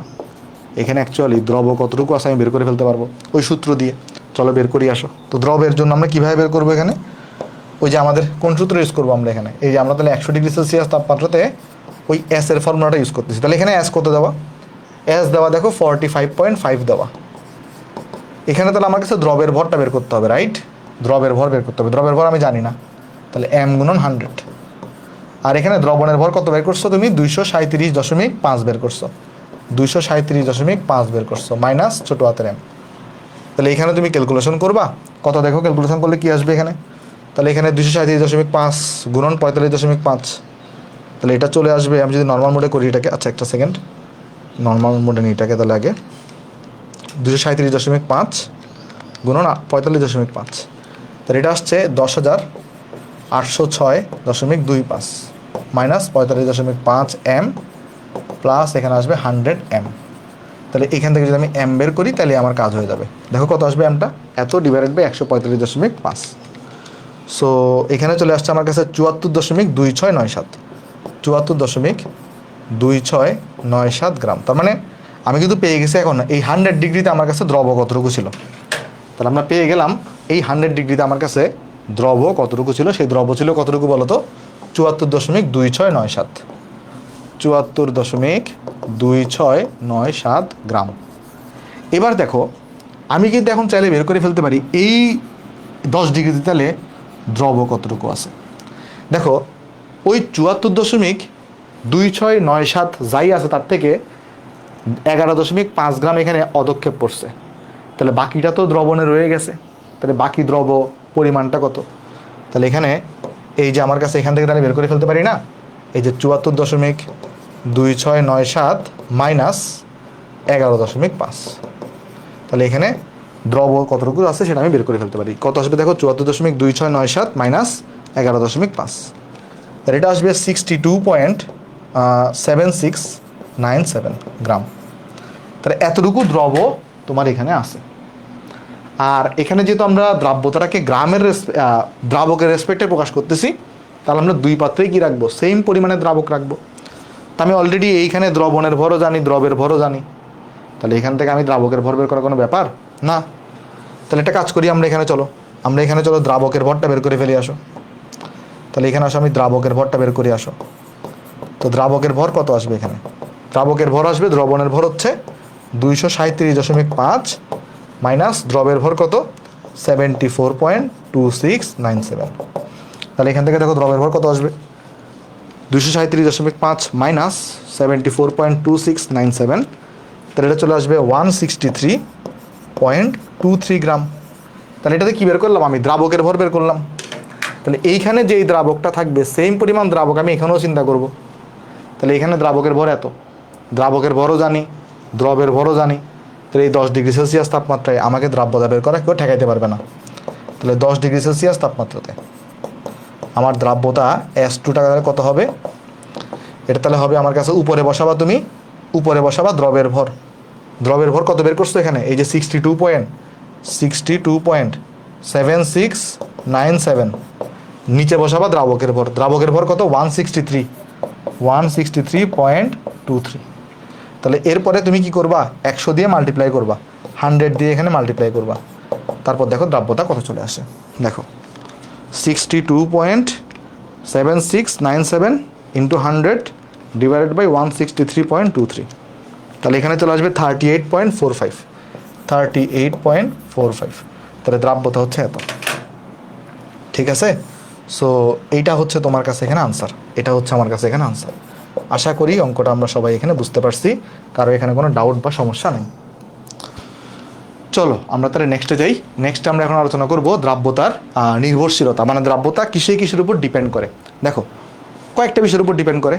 বেসিক্যালি তুমি যদি কঠিন আর তরল দ্রবকে নাও তাহলে তাদের দ্রাব্যতারা মেনলি 3টা বিষয়ের উপর ডিপেন্ড করে, তাপমাত্রা, দ্রবের প্রকৃতি, দ্রাবকের প্রকৃতি। বাট তুমি যদি গ্যাসীয় দ্রবকে নাও তাহলে তোমার দ্রাব্যতারা 4টা বিষয়ের উপর ডিপেন্ড করবে। ওই 3টা বিষয় তো আছেই, সাথে চাপের উপরে নির্ভর করবে। তাহলে মোট এখানে বিষয় যদি আমি তোমাকে বলি তাহলে মোট বিষয় কিন্তু এখানে 4টা, মোট বিষয় কিন্তু এখানে 4টা। 1 নাম্বার বিষয় কি, 1 নাম্বার বিষয় হচ্ছে দ্রবের প্রকৃতি, এটার উপর দ্রাব্যতা নির্ভর করে, দ্রবের প্রকৃতি। নাম্বার 2 হচ্ছে দ্রাবকের প্রকৃতি, এটার উপরও দ্রাব্যতা নির্ভর করবে, দ্রাবকের প্রকৃতির উপরে। নাম্বার 3 হচ্ছে তাপমাত্রার উপর। এখানে আমরা টোটাল 4টা জিনিস দেখব। একটা হচ্ছে সাধারণ ক্ষেত্রে কি হয়, একটা হচ্ছে দেখব তাপ উৎপাদী দ্রবের ক্ষেত্রে কি হয়, একটা দেখব তাপহারী দ্রবের ক্ষেত্রে কি হয়, একটা দেখব ক্যালাস পানিযুক্ত দ্রবের ক্ষেত্রে কি হবে। 4টা জিনিস আমরা এখানে দেখব। ওকে, আর লাস্ট আরেকটা আছে চাপের প্রভাব। সো চাপের প্রভাবটাকে আমরা হেনরির সূত্র পড়ার সময় দেখব। হ্যাঁ, আজকে আমরা পড়বো হেনরির সূত্র। আরেকটা আছে আমাদের কাছে চাপের প্রভাব। তো এখানে টোটাল এরকম তাহলে আমরা 4টা ইফেক্ট দেখলাম। বাট চাপের প্রভাবটা শুধুমাত্র তোমার কখন অ্যাপ্লিকেবল হবে, চাপের প্রভাব অ্যাপ্লিকেবল হবে যদি আমার কাছে আমার যে দ্রবটা থাকবে সেটা যদি গ্যাসিয়াস হয়, আমার দ্রব যদি কি হয় গ্যাস হয়, আর আমার দ্রাবক যদি লিকুইড হয়, আমার দ্রাবক যদি লিকুইড হয় তখনই আসলে অ্যাকচুয়ালি হেনরির সূত্র বা চাপের প্রভাবটা কনসিডার হবে, বাকি সময় কনসিডার হবে না। ঠিক আছে, আচ্ছা, তো এই বিষয়গুলো এখানে বলা আছে, একটু তুমি পড়ে নিবে এখানে। চলো আমরা নেক্সটে চলে যাই। আমরা প্রথমে আগে দেখব যে দ্রাব্যতাটা দ্রবের প্রকৃতির উপর কীভাবে নির্ভর করে। একটা জিনিস তোমরা খেয়াল করে দেখবা, সেটা হচ্ছে তুমি যদি এখানে একটা কাজ করো, আমি যদি তোমাকে একটা সিনারিও এখানে এক্সপ্লেন করার চেষ্টা করি। আসো, ধরো এইটা আমি একটা পাত্র নিচ্ছি এখানে, হ্যাঁ, একটা পাত্র দিয়ে এখানে এক্সপ্লেন করার চেষ্টা করি। ঠিক আছে, এখন দেখো ধরা যাক এমন হইল যে আমি এখানে একটা পোলার দ্রাবককে রাখছি। আমি এখানে দ্রাবক হিসেবে কাকে রাখছি, একটা পোলার দ্রাবককে রাখছি, পোলার দ্রাবক। এখন পোলার দ্রাবকের একটা সবথেকে ভালো উদাহরণ হতে পারে পানি। কারণ পানির মধ্যে কি থাকে, পানির যে ডাইপোল মোমেন্ট আছে, এর কারণে পানির মধ্যে পোলারিটি তৈরি হয়। পানির মধ্যে কী তৈরি হয়, এরকম পোলারিটি তৈরি হয়। পোলারিটি কেন তৈরি হবে আরেকটু তুমি এভাবে চিন্তা করতে পারো যে তোমার যেহেতু এখানে 2টি ইলেকট্রন আছে আর অক্সিজেনের ইলেকট্রোনেগেটিভিটি বেশি, ফলে এই কারণে কি হবে, অক্সিজেন ইলেকট্রনটাকে টেনে আনবে। আর এখানেও সেম ঘটনা, অক্সিজেনের ইলেকট্রোনেগেটিভিটি বেশি, ফলে অক্সিজেন ইলেকট্রনটাকে নিজের দিকে এখানে কিন্তু টেনে আনবে। ফলে অক্সিজেনের উপর আংশিক ঋণাত্মক চার্জ হয়, হাইড্রোজেনের উপর আংশিক ধনাত্মক চার্জ হয়ে থাকে। সো এই জিনিসটা আমরা মোলের পর্যাবৃত্ত তো পড়বো, জিনিসটা মোলের পর্যাবৃত্ত ধর্মে। বাট আশা রাখতেছি তোমাদের 9 10 নলেজ এতটুকু আছে যে অক্সিজেনের তড়িৎ ঋণাত্মকতা হাইড্রোজেন থেকে বেশি, ফলে বন্ধনে থাকে ইলেকট্রনকে অক্সিজেন নিজের দিকে টান দেয়, আর এই কারণে কিন্তু তার উপর আংশিক ঋণাত্মক চার্জ আসে, আর হাইড্রোজেনের উপর কিন্তু আংশিক ধনাত্মক চার্জ আসে। এখন খেয়াল করে দেখো, সেটা হচ্ছে যখন আমরা এই যে পোলার দ্রবকে কোনো একটা পোলার দ্রব অ্যাড করি, বা পোলার দ্রব কারা, ওই যারা আয়নিক যৌগ এরা পোলার হয়ে থাকে, এদের মধ্যে প্লাস মাইনাস থাকে, রাইট। আর ধরো আমি এমন একটা কাজ করলাম যে আমি একটা, ধরো আমি লবণ অ্যাড করব, লবণ হচ্ছে সোডিয়াম ক্লোরাইড। এখন লবণের স্ট্রাকচারটা কীরকম হয়, এটা কিন্তু ক্যালাস আকারে থাকে। ধরো সে হইতে পারে তোমার হচ্ছে যে ঘনক আকৃতির হইতে পারে, লবণের যে কণাগুলো বলতেছি বা এটার যে তোমার যৌগগুলো বলতেছি, এটা কিন্তু ক্যালাস আকারে থাকে। অর্থাৎ ফার্স্টে তুমি যখন এখানে পাত্রে সোডিয়াম ক্লোরাইডকে অ্যাড করো, ধরো কথার কথা তুমি পাত্রে সোডিয়াম ক্লোরাইডকে অ্যাড করবা, তো সোডিয়াম ক্লোরাইডটা কিন্তু ক্যালাস আকারে থাকে বা ক্রিস্টাল আকারে থাকে। সোডিয়াম ক্লোরাইড কিন্তু কী আকারে থাকবে, ক্রিস্টাল অথবা ক্যালাস আকারে থাকবে।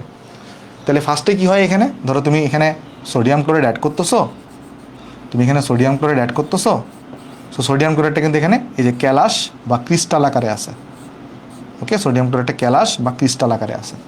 ওকে, মানে এটা স্তরে স্তরে আশেপাশে সব দিক দিয়ে এটা পুরো একটা বিশাল সে কিন্তু সেই আকারে, সে কিন্তু ক্রিস্টাল আকারে আছে। তো সোডিয়াম ক্লোরাইডটা, এটাকে থেকে তুমি যদি Na+ আর Cl- তৈরি করতে চাও বা এটাকে দ্রবীভূত করতে চাও, এটা কীভাবে দ্রবীভূত হয় চলো স্টেপগুলো আমি বর্ণনা করতেছি। কাহিনী যেটা হয়, প্রথমে আগে তোমাকে যেটা করতে হবে সেটা হচ্ছে এই ক্যালাসটাকে আগে ভাঙতে হবে। অর্থাৎ সোডিয়াম ক্লোরাইডের যে ক্যালাসটা, সেটাকে তোমাকে আগে ভেঙে ভেঙে এটাকে কই পরিণত করতে হবে, এটাকে পরিণত করতে হবে Na+ আর Cl-। তাহলে এটাকে ভেঙে তোমাকে পরিণত করতে হবে Na+ আর Cl- তোমাকে পরিণত করতে হবে। তো ক্যালাসকে ভাঙার জন্য তোমার যে এনার্জি তোমাকে দিতে হয় তাকে বলে ল্যাটিস এনথালপি। ক্যালাসকে ভেঙে এরকম আয়নে পরিণত করার জন্য তোমার যে এনার্জি দিতে হবে, কারণ এখানে তো বিপরীত চার্জ একে অপরকে আকর্ষণ করে আছে। তাহলে ক্যালাসকে আমি যদি ভাঙতে চাই, তাহলে যে এনার্জি আমাকে দিতে হবে তার নাম হচ্ছে আমাদের ল্যাটিস এনথালপি। এর নাম হচ্ছে কি বলতো, এর নাম হচ্ছে ল্যাটিস এনথালপি। তাহলে এখানে কাহিনী কী হবে, ধরো এখানে ক্যালাসটা ভাঙলো, মানে এখানে Na+ আসলো। মানে এখন তুমি প্রশ্ন করতে পারো যে ভাই ক্যালাস ভাঙে কীভাবে, ভাঙে কীভাবে?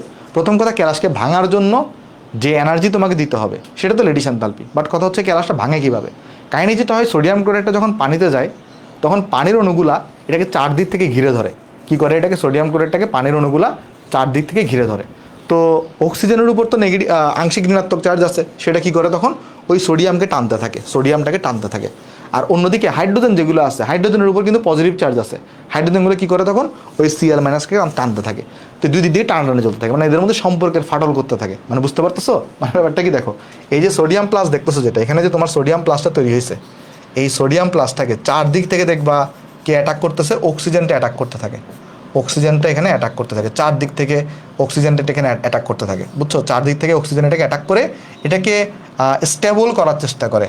এই সোডিয়াম প্লাস আয়নটাকে কি করার চেষ্টা করে, স্টেবল করার চেষ্টা করে, বুঝছো? কারণ অক্সিজেনের উপর আংশিক ঋণাত্মক চার্জ থাকে, সোডিয়ামের উপর আংশিক ধনাত্মক চার্জ থাকে। মানে আরেকবার যদি বলি, যখন তুমি সোডিয়াম ক্লোরাইডের একটা খণ্ডকে ধরো পানিতে দিলা, তখন কি হবে, তখন যে কাজটা হবে, ওই যে পানির যে থাকা পোলার ঋণাত্মক পোলার অংশ, অর্থাৎ অক্সিজেনটা ওই যেটাকে তুমি দিছো আয়নিক যৌগ, সেই আয়নিক যৌগের পজিটিভটাকে টানার চেষ্টা করবে, মানে Na+কে টেনে আনার চেষ্টা করবে। আবার পানির যে হাইড্রোজেনগুলা, সেগুলো আবার ওই যে আয়নিক যৌগটার যে নেগেটিভ অংশ অর্থাৎ Cl- চারদিক থেকে ঘিরে ধরে টানার চেষ্টা করবে, এবং এভাবে টানাটানি করতে করতে এদের মধ্যে ব্রেক হয়ে যাবে, মানে এটা বন্ধনটা ভেঙে যাবে। আর একটা ক্যালাসকে ভাঙতে যে এনার্জি লাগে তার নাম হচ্ছে ল্যাটিস এনথালপি। আচ্ছা, ভাঙার পরে দেখো এদের মধ্যে কিন্তু এখানে একটা কী তৈরি হচ্ছে, একটা ইন্টারাকশন হচ্ছে, বা একটা তুমি বলতে পারো এক ধরনের এটাকে স্টেবল করে দিচ্ছে, সোডিয়াম প্লাসকে কী করে দিচ্ছে, স্টেবল করে দিচ্ছে, বা একটা বলতে পারো যে ইন্টারাকশন বা এখানে বন্ড তৈরি হচ্ছে। এই বন্ডের নাম কি সেটা আমরা যখন মূলের পর্যায়ে যাব তখন দেখব। আর যে কোনো বন্ধন তৈরি হওয়ার সময় কি হয় বলতো, এনার্জি তৈরি হয়। যে কোনো বন্ধন তৈরি হওয়ার সময় কি হয়, এনার্জি তৈরি হয়। তো এইভাবে করে সোডিয়াম প্লাস আর Cl- যখন একে অপর থেকে পৃথক হয়ে যাবে, সে যখন ওই যে ধরো সোডিয়াম প্লাসটা অক্সিজেন মাইনাস দ্বারা কী হইলো, সে স্টেবল হয়ে গেল। আর ওদিকে Cl- H+ দ্বারা স্টেবল হয়ে গেল বা দ্রবীভূত হয়ে গেল, এভাবে বলতে পারি কথাটাকে আমরা।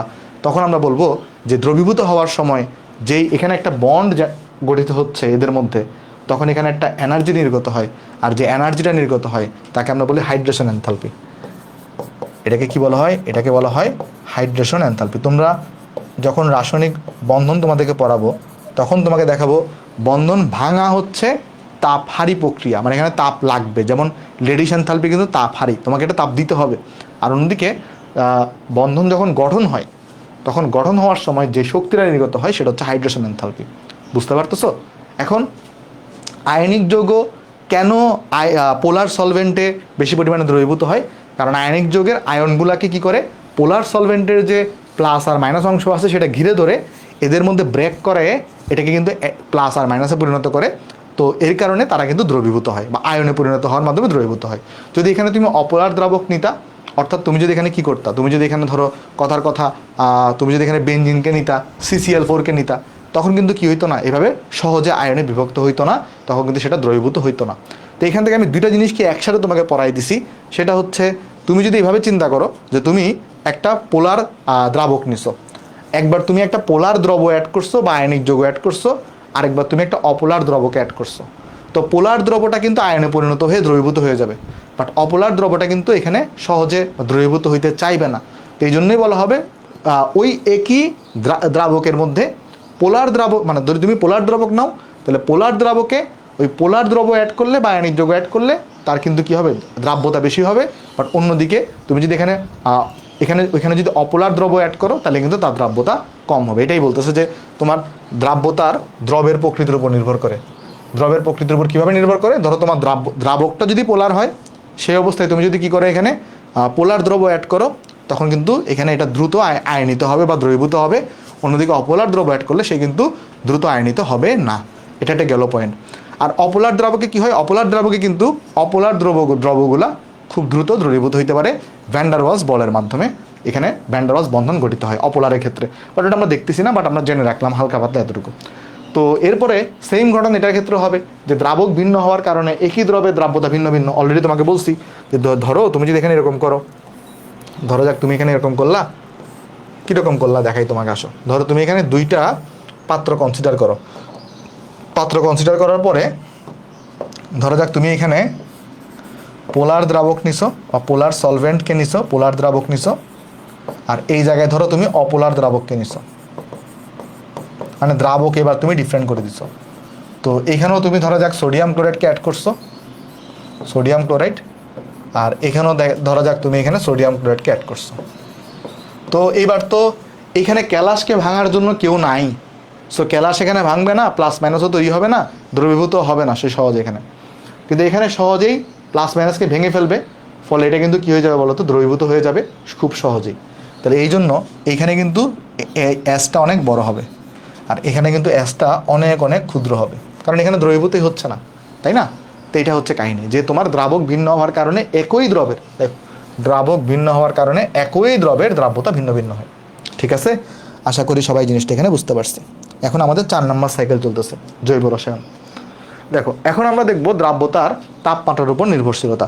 তো অলরেডি তোমাকে এখানে আমি বলছি একটা, যদি আমি সাধারণভাবে আমরা চিন্তা করি, সাধারণভাবে যদি আমরা চিন্তা করি তাহলে কি হয় সাধারণ ক্ষেত্রে, যে তোমার তাপমাত্রা বাড়ানো হইলে তোমার কিন্তু দ্রাব্যতাটা অ্যাকচুয়ালি বাড়ে।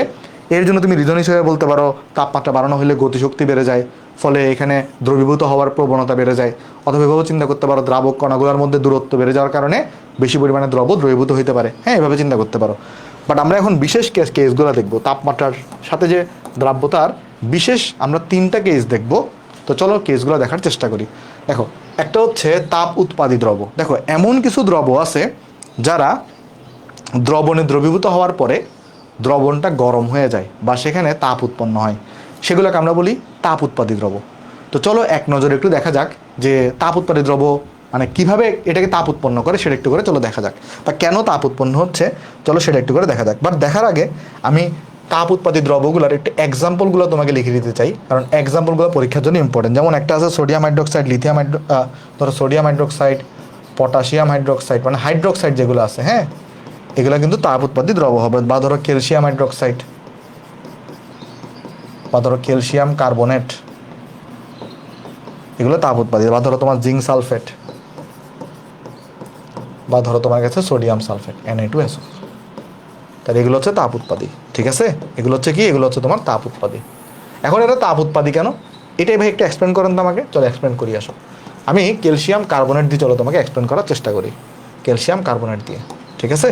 আচ্ছা, কাহিনী কি হয় দেখো, ধরো তুমি এখানে এই পাত্র চিন্তা করো, এটা ওকে, পাত্র চিন্তা করলা এটা। এখন তুমি করলা কি, ফার্স্টে এই জায়গায় ক্যালসিয়াম কার্বনেটকে তুমি এখানে দিছো। তাহলে এই জায়গায় তুমি কাকে দিছো, এখানে এই জায়গায় তুমি অ্যাড করছো এখানে ক্যালসিয়াম কার্বনেট। এখন ক্যালসিয়াম কার্বনেট তো ভাই ক্রিস্টাল আকারে থাকে, সে তো একটা ক্যালাস আকারে থাকে। তাহলে এই ক্রিস্টালটাকে কে ঘিরে ধরবে? ধরো তুমি এখানে একটা পোলার সলভেন্টকে রাখছো, এখানে তুমি কাকে রাখছো, পোলার দ্রাবক রাখছো। পোলার দ্রাবক হিসেবে ধরো যাক তুমি এখানে পানিকে রাখছো। এখন পানিটা কি করবে তখন? পানি যে কাজটা করবে, এখানে ধরো পানি ওই যে পুরো ক্রিস্টালটাকে ঘিরে ধরবে, এবং ঘিরে ধরে পানির যে ওই অক্সিজেনের উপর যে ঋণাত্মক অংশটা আছে সেটা কি করবে, সেটা এই যে আমার দেখতেছে ক্যালসিয়াম আয়ন, এই ক্যালসিয়াম আয়নটাকে কিন্তু আমার অক্সিজেনগুলো চারদিক থেকে ঘিরে ধরবে। অক্সিজেনগুলো কি করবে, এটাকে চারদিক থেকে কিন্তু ঘিরে ধরবে। দেখো অক্সিজেনগুলো এটাকে চারদিক থেকে কিন্তু ঘিরে ধরবে অক্সিজেনগুলো, ঠিক আছে? অক্সিজেনগুলো এটাকে চারদিক থেকে কিন্তু ঘিরে ধরবে।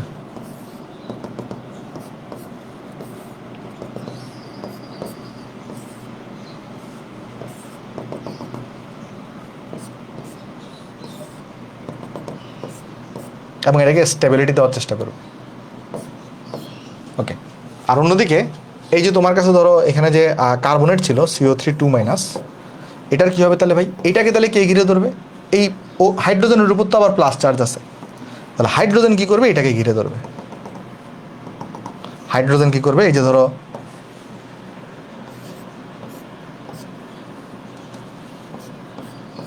হাইড্রোজেনগুলো এইখানে কার্বনেটটাকে ঘিরে ধরবে।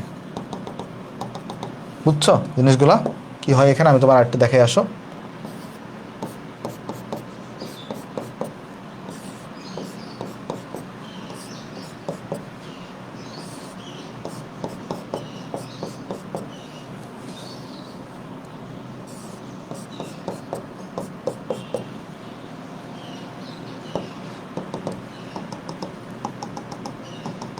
ওকে, তাহলে জিনিসটা বুঝিয়ে আসো। তো যখন তুমি ক্যালসিয়াম কার্বনেটের, ধরো তুমি যখন ক্যালসিয়াম কার্বনেটের ক্রিস্টালকে তুমি এখানে দিলা, তখন এই ক্রিস্টালটাকে কে ঘিরে ধরবে? পানির অণুগুলা চারদিক থেকে ঘিরে ধরবে, এবং ঘিরে ধরে সে কী করবে, আগে ওই ক্রিস্টালটাকে ব্রেক করবে।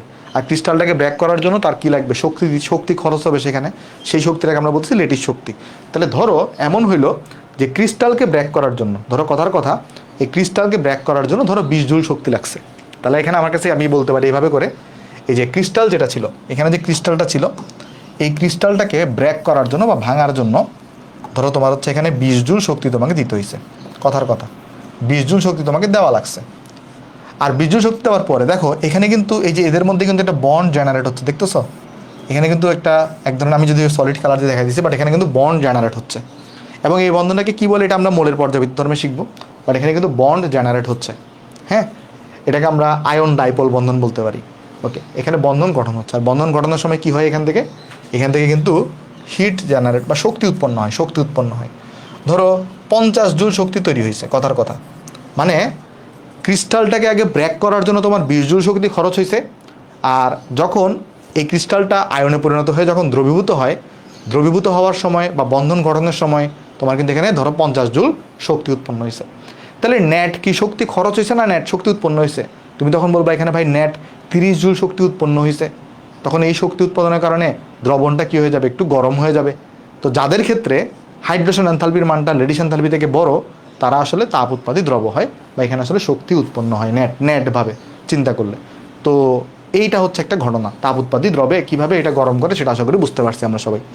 তাহলে ক্যালসিয়াম কার্বনেটের ধর্মটা কি? সে যখন দ্রবীভূত হয় তখন আলটিমেটলি বেসিক্যালি ক্যালসিয়াম কার্বনেট না, এদের সবার ধর্মে এরা যখন দ্রবীভূত হয় তখন এখানে কী হয় বলতো, তখন এখানে তোমার হচ্ছে আমাদের তাপ উৎপন্ন হবে। আচ্ছা, এখানে যে বিষয়টা আছে, এখন তাপ উৎপন্ন যদি হয়, এবার চিন্তা করো, ধরো তুমি কোনো কারণে তাপমাত্রাকে বাড়াই দিছো, কোনো কারণে কী করতেছো, তাপমাত্রাকে ধরো বাড়াই দিছো। তো তাপমাত্রাকে বাড়াই দিলে সে কিন্তু আর তাপ উৎপন্ন করতে চাইবে না, সে কিন্তু কী করতে চাইবে না, তাপ উৎপন্ন করতে চাইবে না। এটাকে তুমি একটা অ্যানালজি দিয়ে চিন্তা করতে পারো এভাবে। ধরো একটা চায়ের কাপকে তুমি দুই জায়গায় চিন্তা করো। ধরো তোমার কাছে একটা চা আছে, এখানে চা তো চিনো তাই না? ধরো তোমার কাছে এখানে চা আছে, ঠিক আছে? ওকে, তো চায়ে তুমি গরম চা রাখছো। তাহলে স্বাভাবিকভাবে টেন্ডেন্সি কী থাকে, ধরো গরম চা যেটা আছে এটার টেম্পারেচার ধরো 80°C, ঠিক আছে? তো চায়ের নর্মালি টেন্ডেন্সি কি থাকে, সে তাপ ছেড়ে দিবে, তাই না, পরিবেশে তাপ মুক্ত করবে।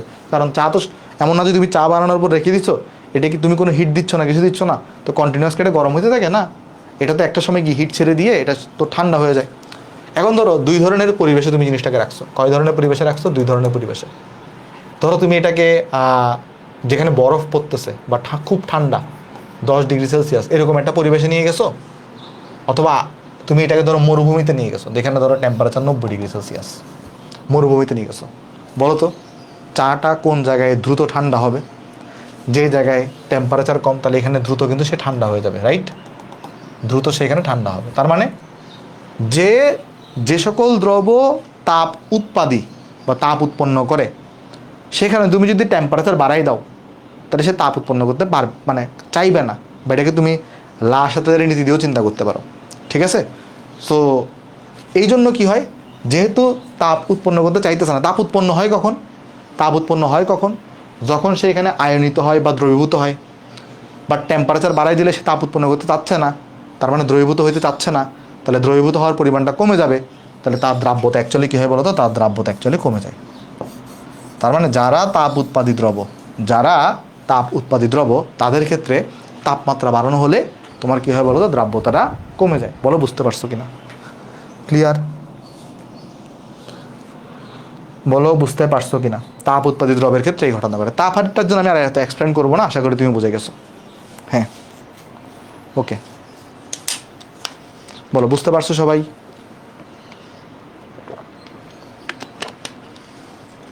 বলো বুঝতে পারছো? সৃজন, কলেজের এক্সামের জন্য আমরা ওরকম অফ দিচ্ছি না, বাট আমি চেষ্টা করতেছি সপ্তাহে 3টা ক্লাস তো রেগুলারই নেওয়ার, বাট কোনো সময় অফ দিচ্ছি যেন 2টা ক্লাস থাকে। যেমন গতদিন কিন্তু আমাদের ক্লাস হয়নি, গতদিন 28 ব্যাচের সাইকেল লঞ্চ হয়েছে। যাই হোক, আশা করি বুঝতে পারছো। এবারও সামনে দেখি তাপহারী দ্রব্য, বলে বুঝতে পারতেছো তাপহারী দ্রব্য জাস্ট উল্টা ঘটনা হবে, যাদের ক্ষেত্রে অ্যাকচুয়ালি তাপ হারায় যাবে। তার মানে ক্রিস্টালকে ভাঙতে বেশি পরিমাণে তাপ লাগবে, আর হাইড্রেশনের সময় তাপ উৎপন্ন হবে কম, তারা হচ্ছে তোমার তাপহারী হবে। যেমন সো তাপহারী এরকম যদি এক্সাম্পল দেওয়ার চেষ্টা করি, এখানে এক্সাম্পল দেওয়ার চেষ্টা করি, ওকে, এক্সাম্পল দেওয়ার চেষ্টা করি। আচ্ছা, একটা জিনিস দেখো, এক্সাম্পল দিয়ে আসো, তোমাকে এক্সাম্পলগুলোকে দিই। ওকে, এক্সাম্পল এখানে তোমার এক্সাম্পল হইতে পারে ক্ষার ধাতুর নাইট্রেট যারা আছে, হ্যাঁ, ক্ষার ধাতুর।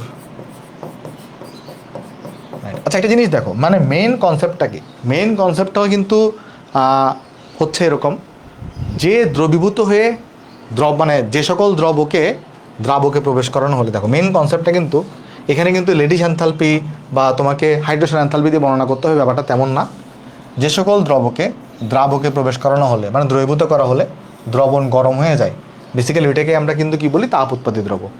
আর যে সকল দ্রাবকে যুক্ত করা হলে, মানে তুমি যদি এখানে দ্রবীভূত করো তাহলে তাপমাত্রা কমে যায়, ঠান্ডা হয়, মানে দ্রবণ তাপ হারিয়ে ফেলে, তাদেরকে আমরা কিন্তু বলি তাপহারী দ্রব্য। এমসিকিউতে আসে তাপহারী দ্রব্যর উদাহরণগুলো লেখো। তাপহারী দ্রব্য কারা? যে ক্ষার ধাতুর যে নাইট্রেটগুলো থাকে, অর্থাৎ ধরো তোমার হচ্ছে ক্ষার ধাতু কারা? লিথিয়াম, এখানে হইতে পারে লিথিয়াম নাইট্রেট, হইতে পারে সোডিয়াম নাইট্রেট, হইতে পারে, হ্যাঁ, তারপরে তোমার ধরো পটাশিয়াম নাইট্রেট হইতে পারে, সোডিয়াম নাইট্রেট, তারপর ধরো তোমার কাছে হইতে পারে পটাশিয়াম নাইট্রেট হইতে পারে। ক্ষার ধাতুর যে লবণ নাইট্রেটগুলো আছে, চিনি, গ্লুকোজ, হ্যাঁ, কি হইতে পারে আরও? চিনি হইতে পারে, গ্লুকোজ হইতে পারে। সো এগুলাই হচ্ছে মেইন উদাহরণ, ঠিক আছে? তুমি একটা জিনিস মনে রাখতে পারো, পটাশিয়াম ব্রোমাইড। ওকে, সো এভাবে তুমি মনে রাখতে পারো। তাহলে এরা হচ্ছে কি বলতো? এরা হচ্ছে তোমার তাপহারী দ্রবের উদাহরণ। এদের ক্ষেত্রে কি হবে? এদের ক্ষেত্রে কিন্তু ওই যে আবার উল্টা ঘটনা, অর্থাৎ তাপমাত্রা বাড়ানো হইলে এদের কিন্তু দ্রাব্যতা বেড়ে যায়। ওকে, এদের কিন্তু দ্রাব্যতা বেড়ে যায়। এটাকে তুমি এভাবে চিন্তা করতে পারো যে তাপমাত্রা বাড়ানো হলে সিস্টেম কি চাইবে? তাপমাত্রা কমাইতে চাইবে।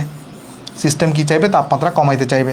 ওই লাসাদারের নীতি, যদি তুমি তাপমাত্রাকে বাড়াই দাও তাহলে সিস্টেম চাইবে যেন তাপমাত্রা কমে যায়। তাপমাত্রা কীভাবে কমে? এই ক্ষেত্রে যদি বেশি পরিমাণে দ্রবীভূত হয় তাহলে তাপমাত্রা কমে যায়, এই ক্ষেত্রে তাপহারী দ্রবের ক্ষেত্রে। তাহলে তাপহারী দ্রবের ক্ষেত্রে কী হয়?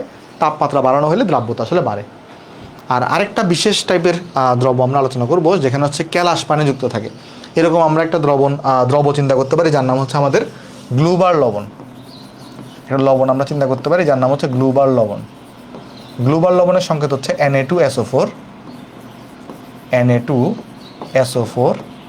Dot 10H2O। তো যাদের কাছে ক্যালাস পানি থাকে, ক্যালাস পানি যুক্ত থাকে যে সকল দ্রবতে, তাদের একটা প্রপার্টি হচ্ছে একটা পার্টিকুলার টেম্পারেচারের পরে এই পানিটা আলাদা হয়ে যায়। তো গ্লোবাল লবণের ক্ষেত্রে দেখা যায় তোমার 32.4, আর যেই টেম্পারেচারে গিয়ে পানিটা আলাদা হয়ে যায় ওইটাকে বলে পরিবৃত্ত তাপমাত্রা। ওটাকে কি বলে? ওটাকে বলে পরিবৃত্ত তাপমাত্রা। তো গ্লোবাল লবণের ক্ষেত্রে দেখা যায় সেই পরিবৃত্ত তাপমাত্রাটা হয়ে থাকে 32.4 ডিগ্রি সেলসিয়াস। অর্থাৎ গ্লোবাল লবণের ক্ষেত্রে কি হয়, তুমি যদি এই গ্লোবাল সল্টকে তুমি যদি এই 32.4 ডিগ্রি সেলসিয়াস তাপমাত্রায় উত্তপ্ত করো, বা এটাকে যদি নিয়ে যাও 32.4-এ এটা টেম্পারেচারটাকে, তাহলে এখানে ক্যালাস পানিটা আলাদা হয়ে যাবে। 32.4-এ নিয়ে গেলে এভাবে চিন্তা করতে পারো, এটার আসলে একটা অবস্থা পরিবর্তন হয়ে যায়, মানে এটার Na2SO4 ডট 10H2 আকারে থাকে না, এটা আসলে এই আকারে Na2SO4-এ পরিণত হয়ে যায়। আর 10H2ওটাকে তুমি ইকুয়েশন আকারে দেখাতে চাইলে এইভাবে দেখাইতে পারো, ঠিক আছে? আচ্ছা, আর এদের ক্ষেত্রে যে ঘটনাটা ঘটে, তোমার পানি থাকা অবস্থায় যতক্ষণ পর্যন্ত পানি থাকবে ততক্ষণ পর্যন্ত টেম্পারেচার বাড়ানো হইলে দ্রাব্যতা বাড়ে। আর একটা জিনিস তোমার মনে আছে কিনা একটু দেখো, একটু 2 পৃষ্ঠা আগে লিখছিলাম Na2SO4-এর কথা, যেটা কি ছিল, যেটা ছিল একটা তাপ উৎপাদিত দ্রব্য, আর এটার ক্ষেত্রে কিন্তু তাপমাত্রা বাড়ালে দ্রাব্যতা কমে। তো যখন 32.4 তুমি ক্রস করে যাবা তখন কিন্তু জিনিসটা Na2SO4-এ পরিণত হয়ে গেছে। ওই অবস্থায় কিন্তু তাপমাত্রা বাড়ালে দ্রাব্যতাটা কিন্তু কমবে। দ্রাব্যতা এখানে কী হবে? দ্রাব্যতা এখানে কমবে। তো আমরা যা যা পাইছি সবগুলোকে যদি আমি এখন সাম আপ করি বা একটা যদি আমরা গ্রাফ আঁকতে চাই, তাহলে গ্রাফগুলো কীরকম হবে দেখো। এখানে আমরা 3টা গ্রাফ তাহলে এখানে অঙ্কন করব, ঠিক আছে? আমরা তাহলে এখানে 3টা গ্রাফ আঁকবো। তো ওয়াই এক্সিস দিলাম এখানে আমরা, আর ধরো এখানে আমরা এক্স এক্সিস দিলাম। 3টা গ্রাফ এখন আমরা অঙ্কন করব, ঠিক আছে? চলো অঙ্কনগুলো করি আসো। আমরা এখানে লিখবো দ্রাব্যতা, ওয়াই এক্সিস বরাবর লিখবো দ্রাব্যতা, আর নিচে এক্স এক্সিস বরাবর লিখবো তাপমাত্রা। তাহলে এখানে লিখবো আমরা দ্রাব্যতা, আর এখানে লিখবো আমরা তাপমাত্রা,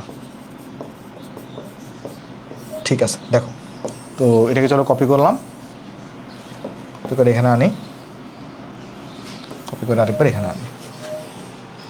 ওকে, তো চলো দেখি আসো। ফার্স্টে আমরা দেখছিলাম আমার যদি তাপ উৎপাদিত দ্রব্য থাকে, আমরা যদি দ্রব্যটাকে কীরকম নিই, তাপ উৎপাদিত দ্রব্যকে নিই, তাহলে কি হবে?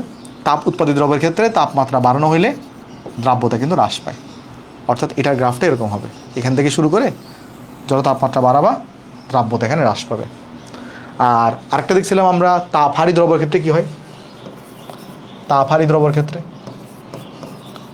তাপহারী দ্রব্য যেটা ছিল এটার ক্ষেত্রে কিন্তু তাপমাত্রা বাড়ানো হইলে দ্রাব্যতা কিন্তু বাড়ে।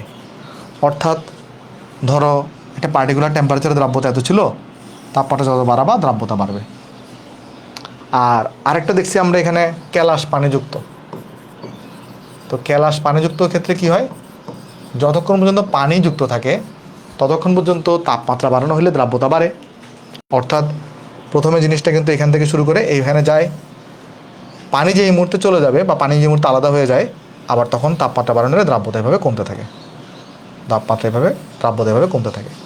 আর যেই তাপমাত্রায় গিয়ে এই ট্রানজিশনটা ঘটে বা এই ধরনের পরিবর্তনটা ঘটে বা পানি এখান থেকে আলাদা হয়ে যায়, ওই তাপমাত্রাকে আমরা কি বলি? এই তাপমাত্রাকে আমরা বলি পরিবৃত্ত তাপমাত্রা। এবং এটা গ্লোবাল সল্টের ক্ষেত্রে 32.4 ডিগ্রি সেলসিয়াস হয়ে থাকে, পরিবৃত্ত তাপমাত্রা। এখানে কিন্তু জিনিসটা কি আকারে আছে? পানি আকারে আছে, বাট এখানে কিন্তু পানিটা আলাদা হয়ে গেছে, ঠিক আছে? এভাবে আমরা চিন্তা করতে পারি। তো আশা রাখতেছি এই গ্রাফগুলো আমরা সবাই বুঝতে পারছি। এক নজরে একটু গ্রাফগুলো দেখে নাও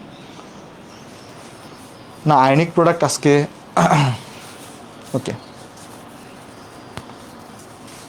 ওকে চলো আমরা তাহলে আয়নিক প্রোডাক্ট আজকে শেষ হবে না আমাদের। আজকে আয়নিক প্রোডাক্ট আমরা আগামী দিন শেষ করবো। আজকে আমরা যতটুকু পারি ততটুকু আগাই। দেখো আমরা এরপর যদি দেখি সলিবিলিটি কার্ভ অফ গ্যাসেস। গ্যাসের ক্ষেত্রে কিন্তু আবার এই ধরনের ঝামেলা নেই। গ্যাসের ক্ষেত্রে দেখা যায় তুমি যদি টেম্পারেচারকে বাড়াও তাহলে আসলে আলটিমেটলি গ্যাসের দ্রাব্যতা কমে। সকল গ্যাসের ক্ষেত্রেই মোটামুটি সেম প্যাটার্ন ফলো করে। সকল গ্যাসের ক্ষেত্রেই দেখো, মোটামুটি সকল গ্যাসের ক্ষেত্রেই, নাইট্রোজেন বলো, কার্বন ডাইঅক্সাইড বলো, অক্সিজেন বলো, সকল গ্যাসের ক্ষেত্রে কী হয় বলো তো? একটু সেকেন্ড।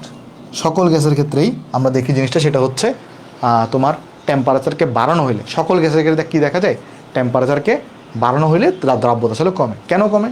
তুমি নিজেও বুঝতে পারো জিনিসটা। টেম্পারেচার বাড়ানো হলে গ্যাস কিন্তু আর দ্রাবকে থাকতে চায় না, সে কিন্তু তোমার গতিশক্তি বেড়ে যায় তার, হ্যাঁ, সে কিন্তু বের হয়ে যেতে চায়। সো আলটিমেটলি এই জন্য গ্যাসের ক্ষেত্রে তুমি এটা মনে রাখবা, সকল গ্যাসের ক্ষেত্রে মোটামুটি এটা সত্যি। গ্যাসের ক্ষেত্রে মানে তুমি যদি চাপকে যদি কনস্ট্যান্ট রাখো তখন কী হয়, এখানে টেম্পারেচারকে বাড়ানো হইলে তোমার কিন্তু দ্রাব্যতা এটা কিন্তু কমে যায়, ঠিক আছে, গ্যাসের ক্ষেত্রে এই ঘটনা ঘটে। ওকে, আচ্ছা, তো আমরা এরপরে চলো আমরা নেক্সটে চলে যাই। আসো নেক্সট আমরা কয়েকটা কোয়েশ্চেন সলভ করি। বলছে 30°C তাপমাত্রায় দ্রাব্যতা হচ্ছে 25, তাহলে 50 গ্রাম সম্পৃক্ত দ্রবণে দ্রবের পরিমাণ কত? তাহলে দ্রাব্যতা দেওয়া আছে 25, আর এখানে দ্রবণের ভর কতটুকু দেওয়া? দ্রবণের ভর দেওয়া তোমার কাছে এখানে হচ্ছে 50 গ্রাম। দ্রবের পরিমাণ তোমাকে বের করতে বলা হয়েছে, তাহলে দ্রবের পরিমাণ এম বের করতে বলা হয়েছে। তাহলে এখান থেকে এম বের করো। তো 5 আর 25 গুণ করলে কত হয়? 5 আর 25 গুণ করলে হচ্ছে আমার 125, এখানে তাহলে শূন্য আসবে একটা, তাহলে 25 এম, আর এখানে আসবে 100 এম আসবে। তো এখান থেকে তাহলে হয়ে যাবে এটা 125 এম হয়ে যাবে। 125 এম মানে হচ্ছে 1250। সো এখান থেকে তাহলে তোমার এম ইকুয়াল চলে আসবে 10 গ্রাম, ঠিক আছে। সো এম ইকুয়াল আসছে 10 গ্রাম। তাহলে এখানে দ্রবের ভরটা কত আসছে বলো তো? দ্রবের ভর চলে আসছে এখানে আমার কাছে 10 গ্রাম। সো 10 গ্রাম হচ্ছে আমার কাছে আনসার, বুঝছো? ঠিক আছে, তারপর চলো নেক্সটে যাই। নেক্সটে বলতেছে দেখো যে 50°C তাপমাত্রাতে NH4Cl এর 120 গ্রাম সম্পৃক্ত দ্রবণকে তুমি 25 শীতল করছো, কত গ্রাম কেলাসিত হবে? আর দ্রাব্যতাটাকে দেখো ওই যে ইউনিটে শর্টকাট বের করা যায় সেই ইউনিটেই দেওয়া আছে।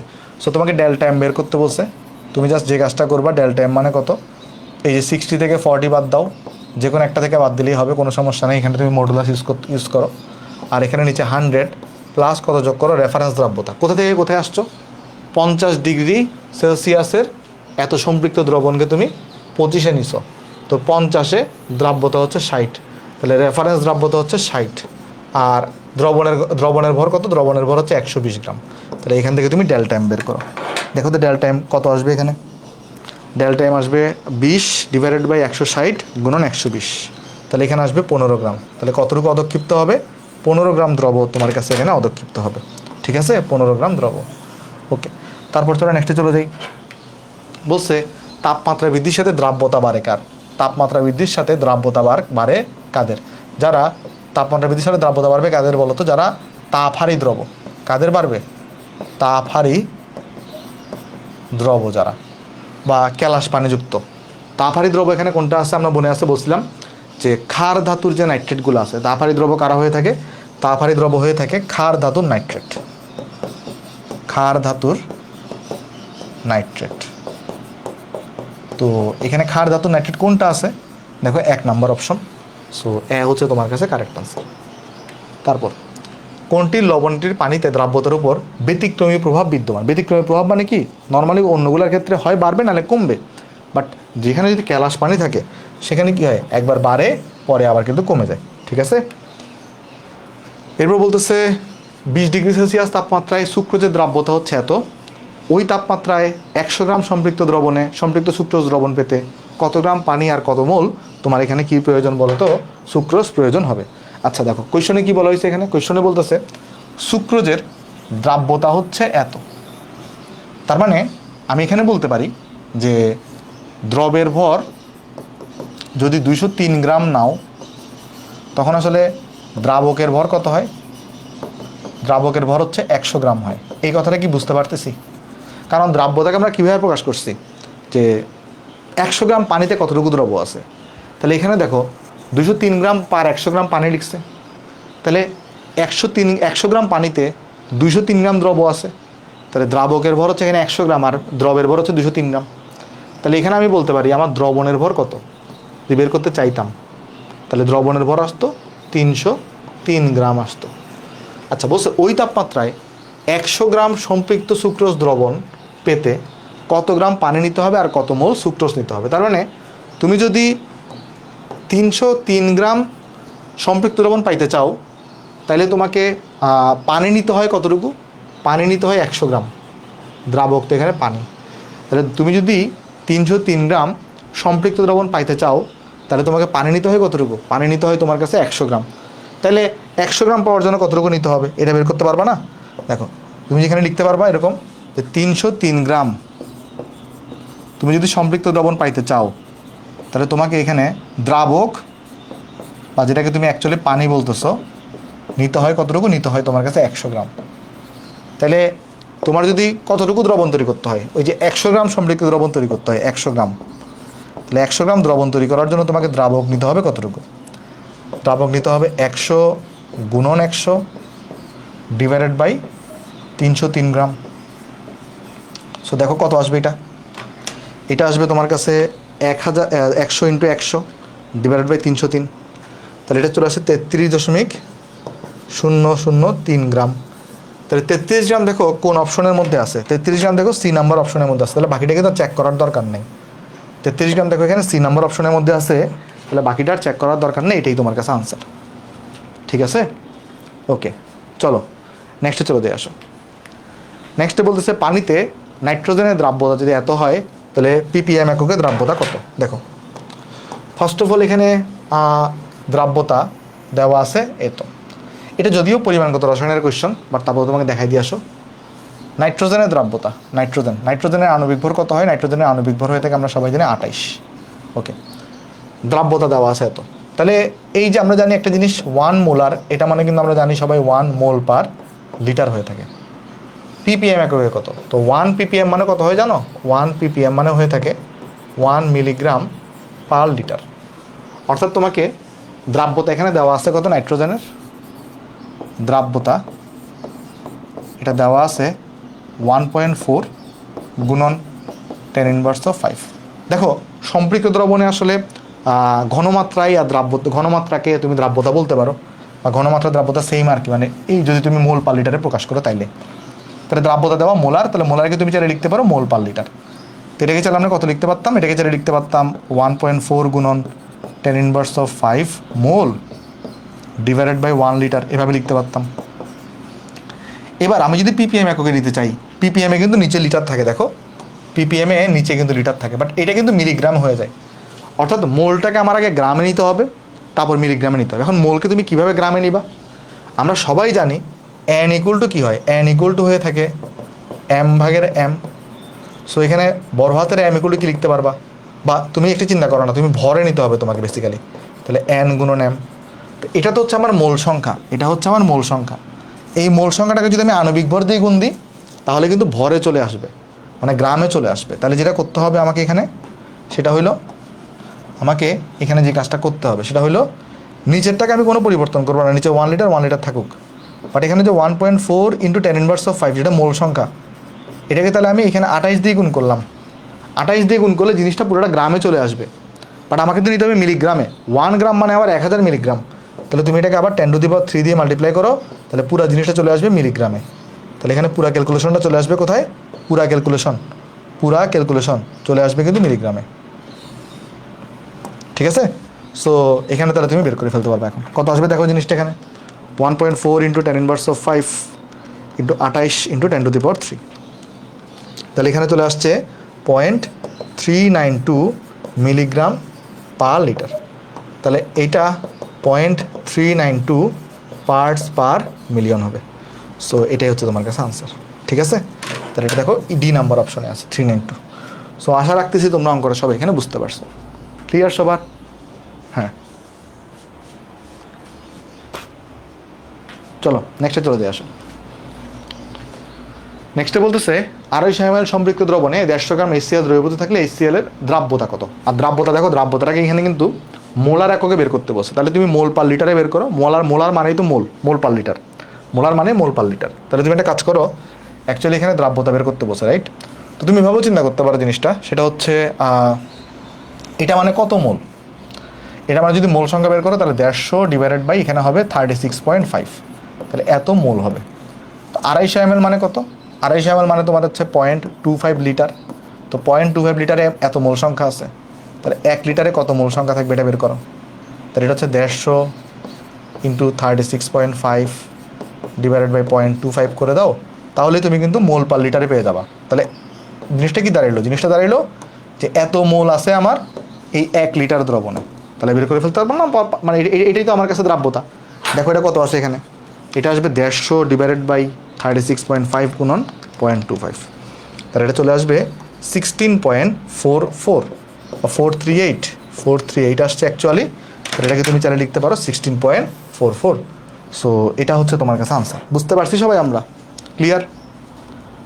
চলো নেক্সটে চলে যাই। আসো, বলছে 150 গ্রাম ফুটন্ত পানিতে, খেয়াল করে কি বলছে কোয়েশ্চনে, 150 গ্রাম ফুটন্ত পানিতে 96 গ্রাম লেড নাইট্রেট দ্রবীভূত করে এটি সম্পৃক্ত লবণ তৈরি করছো।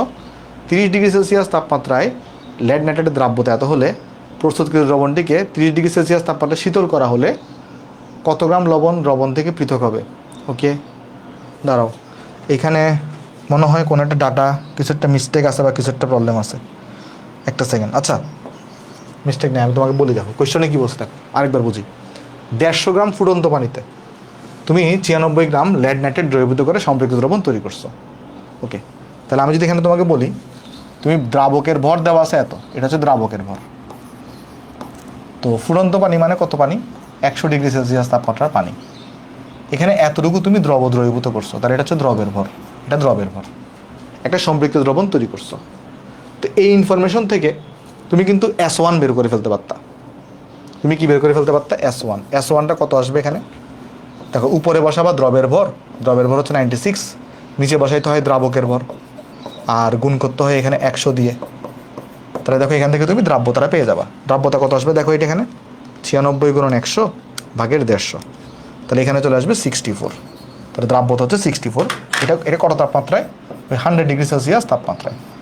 এরপর তুমি করছো কি, 30 ডিগ্রি সেলসিয়াস তাপমাত্রায় সেটাকে শীতল করছো। দেখো, প্রস্তুতকৃত দ্রবণটিকে 30 ডিগ্রি সেলসিয়াস তাপমাত্রায় শীতল করছো। ওকে, আর এটা দ্রাব্যতা 30 ডিগ্রিতে দ্রাব্যতা হচ্ছে 56। তাহলে কতটুকু পৃথক হবে, মানে ডেল্টা এম বের করতে বলছে। ডেল্টা এম কত আসবে?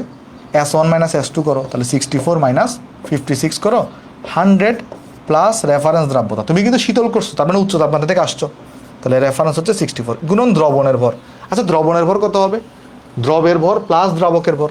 তো দ্রবণের ভর হবে দ্রবের ভর প্লাস দ্রাবকের ভর, তাহলে 96 প্লাস 150। তাহলে এখানে দেখো তুমি ডেল্টা এমটা বের করে ফেলতে পারবা। দেখো কত আসে এটা, 64 মাইনাস 56 ডিভাইডেড বাই 164 গুণন 96 প্লাস 150, তাহলে এখানে চলে আসবে 12। তাহলে এটা চলে আসছে কত? 12 গ্রাম। তাহলে কতটুকু এখানে আলাদা হয়ে যাবে?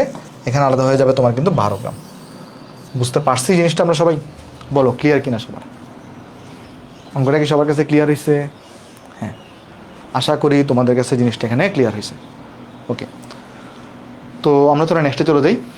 নেক্সটে আমরা এখন আমাদের শুরু হবে হেনরির সূত্র। আমরা হেনরির সূত্র পরে আজকে শেষ করে দিব। আমরা দ্রাব্যতার গুণফলটা আগামীকালকে শুরু করব। নেক্সট ক্লাসে দ্রাব্যতা গুণফল, দ্রাবক নিষ্কাশন আর সময়ন প্রভাব, 3টা টপিক আমরা পড়বো। বাট আজকে ক্লাসে আমরা ওই যে হেনরির সূত্র পর্যন্ত পড়ে ফেলি। আসো, তো মূল ভগ্নাংশ। মূল ভগ্নাংশ মানে কি? ধরো তুমি এখানে একটা কথার কথা, তুমি এখানে একটা খালি পাত্র চিন্তা করো। কেমন? ধরো এখানে আমি তোমাকে দেখাই আসো। আচ্ছা, এখানে এভাবে একে দেখাই আসো। মানে চিন্তা করি যে এটা ধরা যাক আমার কাছে একটা পাত্র আছে। মূল ভগ্নাংশ মানে কি চলো বুঝাই। ধরা যাক এখানে আমার কাছে একটা পাত্র আছে। এখন এই পাত্রে আমার কাছে ধরা যাক 3টে উপাদান আছে। ধরো এটা হচ্ছে আমার এ উপাদান, এটা হচ্ছে আমার কাছে বি উপাদান, এটা ধরা যাক আমার কাছে এখানে সি উপাদান আছে। তো এ উপাদানের মূল সংখ্যা ধরো এন অফ এ, বি উপাদানের মূল সংখ্যা ধরো এন অফ বি, সি উপাদানের মূল সংখ্যা ধরা যাক এন অফ সি। তো এর মূল ভগ্নাংশ এটা বলতে বোঝাবে এর মূল ভগ্নাংশ। তো এটাকে হচ্ছে আমরা এক্স অফ এ এভাবে করে লিখি, এক্স অফ এ এভাবে করে লিখি। এটা বলতে বোঝানো হয় এর মূল সংখ্যা ডিভাইডেড বাই মোট মূল সংখ্যা, এর মূল সংখ্যা ডিভাইডেড বাই মোট মূল সংখ্যা। যদিও এই জিনিসটা তোমরা রাসায়নিক পরিবর্তনও পড়বা, তারপর তোমার যখন আমরা পরিমাণগত রসায়ন পড়াবো তখনও তোমরা তোমাদেরকে পড়াবো যে মূল ভগ্নাংশের সূত্র হচ্ছে এটা, বা পরিবেশ রসায়ন পড়ানোর সময় পড়াবো। আচ্ছা, বি এর মূল ভগ্নাংশ মানে কত হয়? তাহলে কত হবে বি এর মূল ভগ্নাংশ? বি এর মূল ভগ্নাংশ এটা মানে হবে বি এর মূল ভগ্নাংশ, এটা মানে হবে বি এর মূল ভগ্নাংশ, এটা মানে হবে এখানে তো তুমি এক্স অফ বি বসাবা, এখানে বসাবা এক্স অফ বি, তাহলে এটা ইকুয়াল টু হবে N of B divided by N total. তাহলে এর মূল ভগ্নাংশ মানে কত? এক্স অফ এ, এটাকে আমি লিখি এর মূল সংখ্যাকে তুমি যদি মোট মূল সংখ্যা দিয়ে ভাগ করো তাই হবে তোমার এর মূল ভগ্নাংশ। বি এর মূল ভগ্নাংশ কী হবে? বি এর মূল সংখ্যাকে তুমি মোট মূল সংখ্যা দিয়ে ভাগ করবা। অনুরূপভাবে যখন তুমি সি এর মূল ভগ্নাংশ বের করবা তখন সেটা X of C equal to হবে, X of C equal to হবে যে N of C divided by N total, N of C divided by N total. আর এখানে এন টোটাল বলতে আসলে বোঝানো হয় মিশ্রণটা যাদের দিয়ে তৈরি তাদের সবার মোট মূল সংখ্যা। মিশ্রণ যাদের দিয়ে তৈরি তাদের সবার মোট মূল সংখ্যাকে আমরা এন টোটাল বলে থাকি। আর যদি তুমি একটা কাজ করতা যে সবগুলা মূল ভগ্নাংশকে যোগ করতা, যদি তুমি মিশ্রণটা যাদের দিয়ে গঠিত তাদের সবগুলা মূল ভগ্নাংশকে যোগ করো, তাহলে যোগফল দেখবা সবসময় 1 আসবে।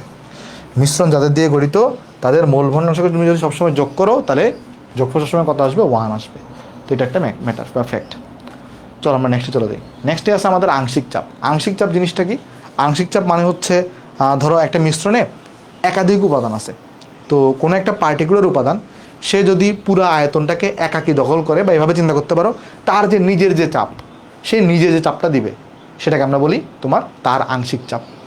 আর সম্মিলিতভাবে যে চাপটা দিবে সেটাকে আমরা বলি তার মোট চাপ। মানে অর্থাৎ যে ঘটনাটা ঘটবে, ধরো তুমি এখানে একটা পাত্র নিছো আগের মতো, তো পাত্র নেওয়ার পরে এখানে ধরো তুমি সেমভাবে 3টে উপাদান চিন্তা করতে পারো। ধরো যাক এটা তোমার এ উপাদান, ধরো এটা তোমার বি উপাদান, এটা তোমার ধরো যাক সি উপাদান বা সি গ্যাস, এভাবে চিন্তা করো। তো এই এটা এই পুরা পাত্রে একা যে চাপটা দিবে তাকে বলে পি অফ এ বা এর আংশিক চাপ। বি একা যে চাপটা দিবে পুরা আয়তন যখন পাত্রের আয়তন যখন সে একা দখল করবে, সে যে চাপটা দিবে নিজস্ব চাপটাকে আমি বলি তার আংশিক চাপ। সি এর নিজস্ব যে চাপটা বা সে একা যে চাপটা দিবে সেটাকে তুমি বলতে পারো সি এর আংশিক চাপ। তো এটা আর এরা সম্মিলিতভাবে যে চাপটা দিবে, এটা টোটাল যে চাপটা দিবে এটাকে বলা হয় পি টোটাল। এরা সম্মিলিতভাবে যে চাপটা দেয় তাকে বলে পি টোটাল। তো এর আংশিক চাপ এটা ইকুয়াল টু কত হবে? এর আংশিক চাপ এটাকে আমি কীভাবে লিখব? এর আংশিক চাপ এটাকে লেখা হবে পি অফ এ দিয়ে। আর এই P of A equal two হয় ওই এর মূল ভগ্নাংশ গুণন পি টোটাল। এর মূল ভগ্নাংশ গুণন পি টোটাল। আবার তুমি যখন এখানে লেখো বি এর আংশিক চাপ,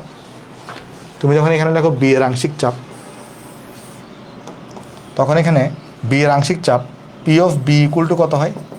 এটা হয় এক্স অফ বি গুণন পি টোটাল।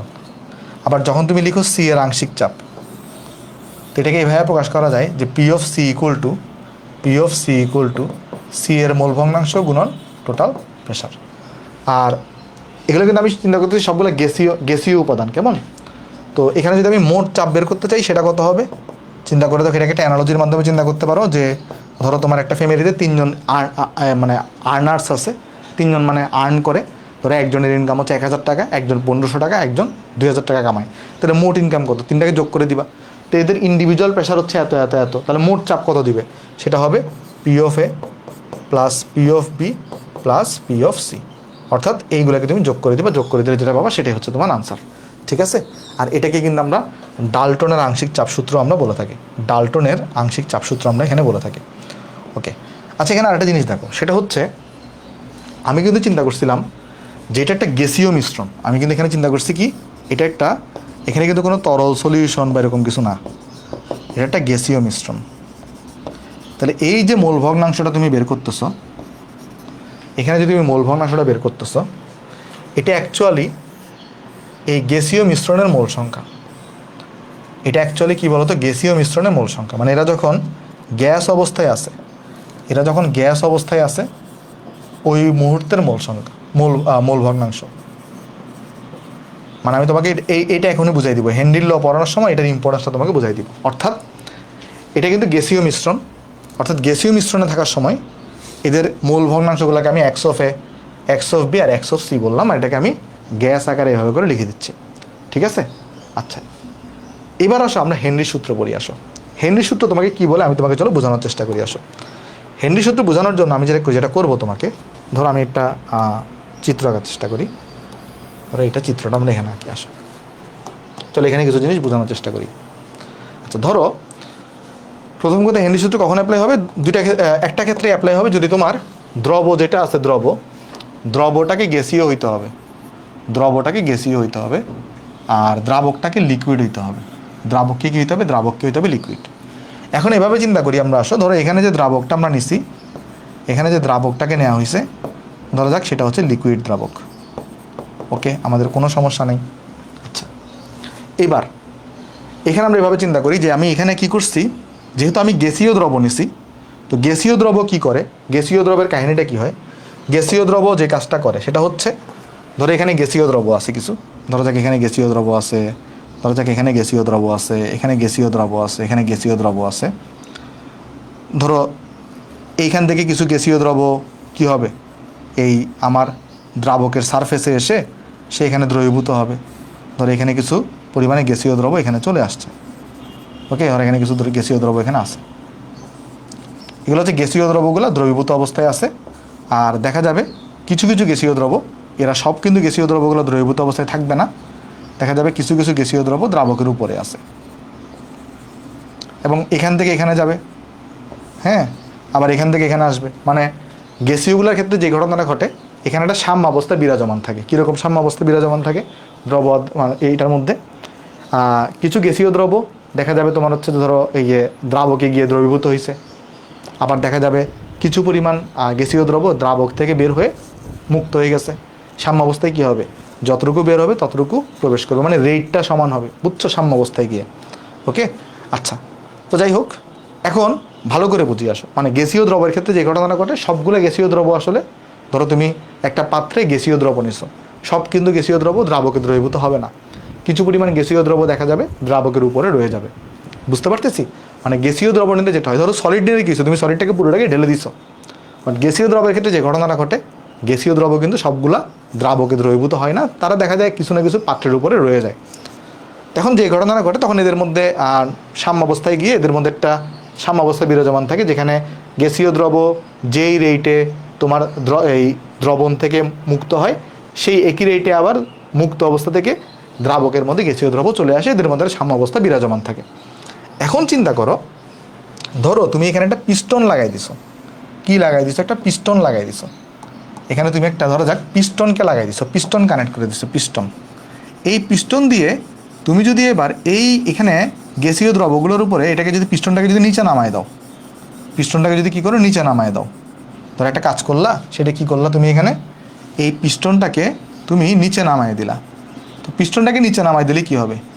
এখানে আয়তনটা ছোট হয়ে যাবে, ফলে এই গ্যাসীয় দ্রবগুলা বেশি পরিমাণে প্রেশার ফিল করবে। আর এই প্রেশার ফিল করার কারণে তখন কি হবে? তারা অধিক পরিমাণে কিন্তু এই যে আমার কাছে এই দ্রবণের মধ্যে চলে আসবে। অধিক পরিমাণে কিন্তু দ্রবণ মানে দ্রাবকে দ্রবীভূত হবে, আরও এক্সট্রা কিন্তু কী হবে? এক্সট্রা কিন্তু তারা দ্রাবকে এখানে দ্রবীভূত হবে। তাই আমরা এটা বলতে পারি, আমরা যদি চাপ বাড়ায় দিই তাহলে আসলে দ্রাব্যতা বৃদ্ধি পায়, এবং এটা গ্যাসীয় দ্রবের জন্য অ্যাপ্লিকেবল হয়। তাহলে তুমি যদি এখানে উপরে একটা পিস্টন লাগাই দাও আর যদি দাবাই দাও জিনিসটাকে, চাপকে যদি বাড়ায় দাও, তখন যেটা হবে, ওই যে উপরে দ্রাবকের উপরে যে গ্যাসীয় দ্রব ছিল, কিছু পরিমাণ দ্রব কিন্তু কই চলে আসবে তোমার, বলো তো, তোমার কিন্তু এখানে এই দ্রাবকের এখানে চলে আসবে বা দ্রবীভূত হবে। বুঝতে পারতেছো? তখন পুনরায় আবার সাম্যাবস্থা অর্জিত হবে। হ্যাঁ, চাপকে বাড়াই দিলে চাপ কমানোর চেষ্টা করবে, আর চাপ কমাইতে গিয়ে কি হবে? কিছু পরিমাণ গ্যাসীয় দ্রব কিন্তু আমার দ্রাবকের মধ্যে দ্রবীভূত হবে। এর ফলে কিন্তু আমরা এটা বলতেই পারি যে আমাদের কাছে যে এই দ্রাব্যতা বৃদ্ধি পাবে। তার মানে গ্যাসীয় দ্রবের ক্ষেত্রে কি হয়? তুমি যদি আমার যে দ্রাব্যতা আর যে চাপ সেটা কিন্তু সমানুপাতিক হয়ে থাকে। দ্রাব্যতা আর চাপ সেটা কিন্তু কী হবে বলো তো? সমানুপাতিক হবে। এটা আমরা এখানে বলতেই পারি। ওকে, আচ্ছা, এই জিনিসটাকে এভাবে লেখা যায়। তাহলে তুমি যদি সমানুপাতিক চিহ্ন উঠাই দাও, তাহলে তোমাকে একটা ধ্রুবক আনতে হবে, এটাকে আমরা হেনরি ধ্রুবক বলি। এখানে একটা ধ্রুবক আনতে হবে, ধ্রুবকটাকে আমরা কী বলি? হেনরি ধ্রুবক বলে থাকি, KH বা হেনরি ধ্রুবক বলে থাকি। তাহলে S = KH × P হয়ে থাকে। আর যদি এখানে একাধিক টাইপের গ্যাস থাকে, আমি তো এখানে একটা গ্যাস চিন্তা করছি, যদি এখানে একাধিক টাইপের গ্যাস থাকতো, তখন কিন্তু এই চাপটাকে তখন তুমি আংশিক চাপ বলতা, ওই গ্যাসের আংশিক চাপ। মানে ধরো এ গ্যাসের দ্রাব্যতা এটা বের করবা, তখন তুমি এখানে লিখবা যে এ গ্যাসের আংশিক চাপ।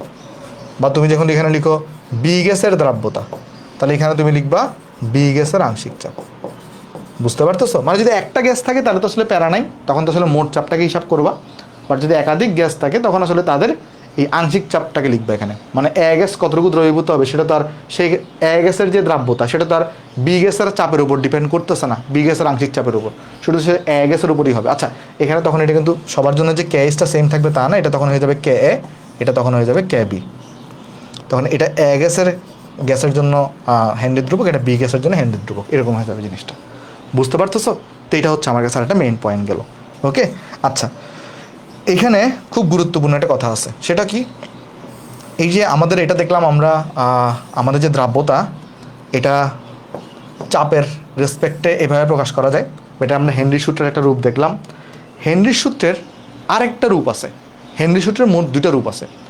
দ্রাব্যতাকে আমরা যদি মোল ভগ্নাংশ দিয়ে যদি আমি রিপ্রেজেন্ট করতাম, তখন হেনরি সূত্রের আরেকটা রূপ আছে। আর কিছু তোমার বোঝার দরকার নাই, তুমি জাস্ট এটা মনে রাখবা, এটা হচ্ছে তোমার হেনরি সূত্রের একটা রূপ, হেনরি সূত্রে আরেকটা রূপ মনে রাখবা কি, যে গ্যাসের যে আংশিক চাপ সেটা ধরো ওই হেনরির ধ্রুবক লিখলা এখানে গুণন সেই গ্যাসের মোল ভগ্নাংশ,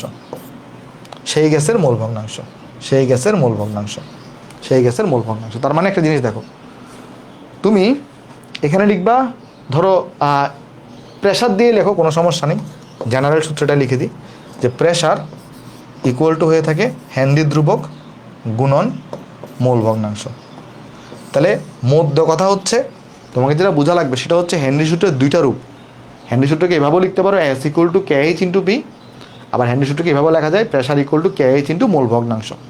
তো চলো এই জিনিসটাকে আমি একটু বিস্তারিত আলোচনা করি এবং এদের মিনিংগুলোকে আমি তোমাকে বোঝানোর চেষ্টা করি। দেখো তাহলে একটা জিনিস আমরা শিখলাম হেনরি সূত্রে, একটা হচ্ছে S equal to K H গুণন পি হবে, আর যদি আমি ইন্ডিভিজুয়াল সূত্র মানে কে এইচ ইন্টু পি দ্বারা ডট দিই জাস্ট বুঝতে সুবিধার জন্য। আচ্ছা যদি আমি এখানে এ গ্যাসের জন্য লিখতাম তাহলে এটা হয়তো কে এ গুণন এটা হয়তো পি এ, যদি আমি বি গ্যাসের জন্য লিখতাম তাহলে এটা হয়তো কে বি গুণন পি বি। ওকে, আচ্ছা তো এটাই গেল। তো এখানে আমি যদি পরিচয়গুলো একটু লিখতাম তাহলে আমাদের একটু বুঝতে সুবিধা হতো, পরিচয়গুলো লিখে দিলে। অর্থাৎ জেনারেল সূত্র আমার এটা, বাট আলাদা আলাদা গ্যাস থাকলে এভাবে করে অ্যাপ্লাই করা যায়। তো পরিচয়গুলো লিখে দিয়ে আসো। পরিচয় কি আছে এখানে, এস এর পরিচয় তুমি বুঝতেই পারতেছো, এস মানে তোমার এখানে দ্রাব্যতা বোঝাচ্ছি আমরা, এস মানে গ্যাসের দ্রাব্যতা। এখন দ্রাব্যতাকে আমরা চাইলে মোল পার লিটার এই এককে প্রকাশ করতে পারি। কে এস যেটা দেখতো সেটা হচ্ছে হেনরির ধ্রুবক, আর পি যেটা দেখতো সেটা হচ্ছে তোমার গ্যাসের, একটা গ্যাস থাকলে তো গ্যাসের মোট চাপ, বাট ইন জেনারেল গ্যাসের আংশিক চাপও বলতে পারো যদি একাধিক গ্যাস থাকে, আর এটার একক হয় অ্যাটমসফিয়ারে।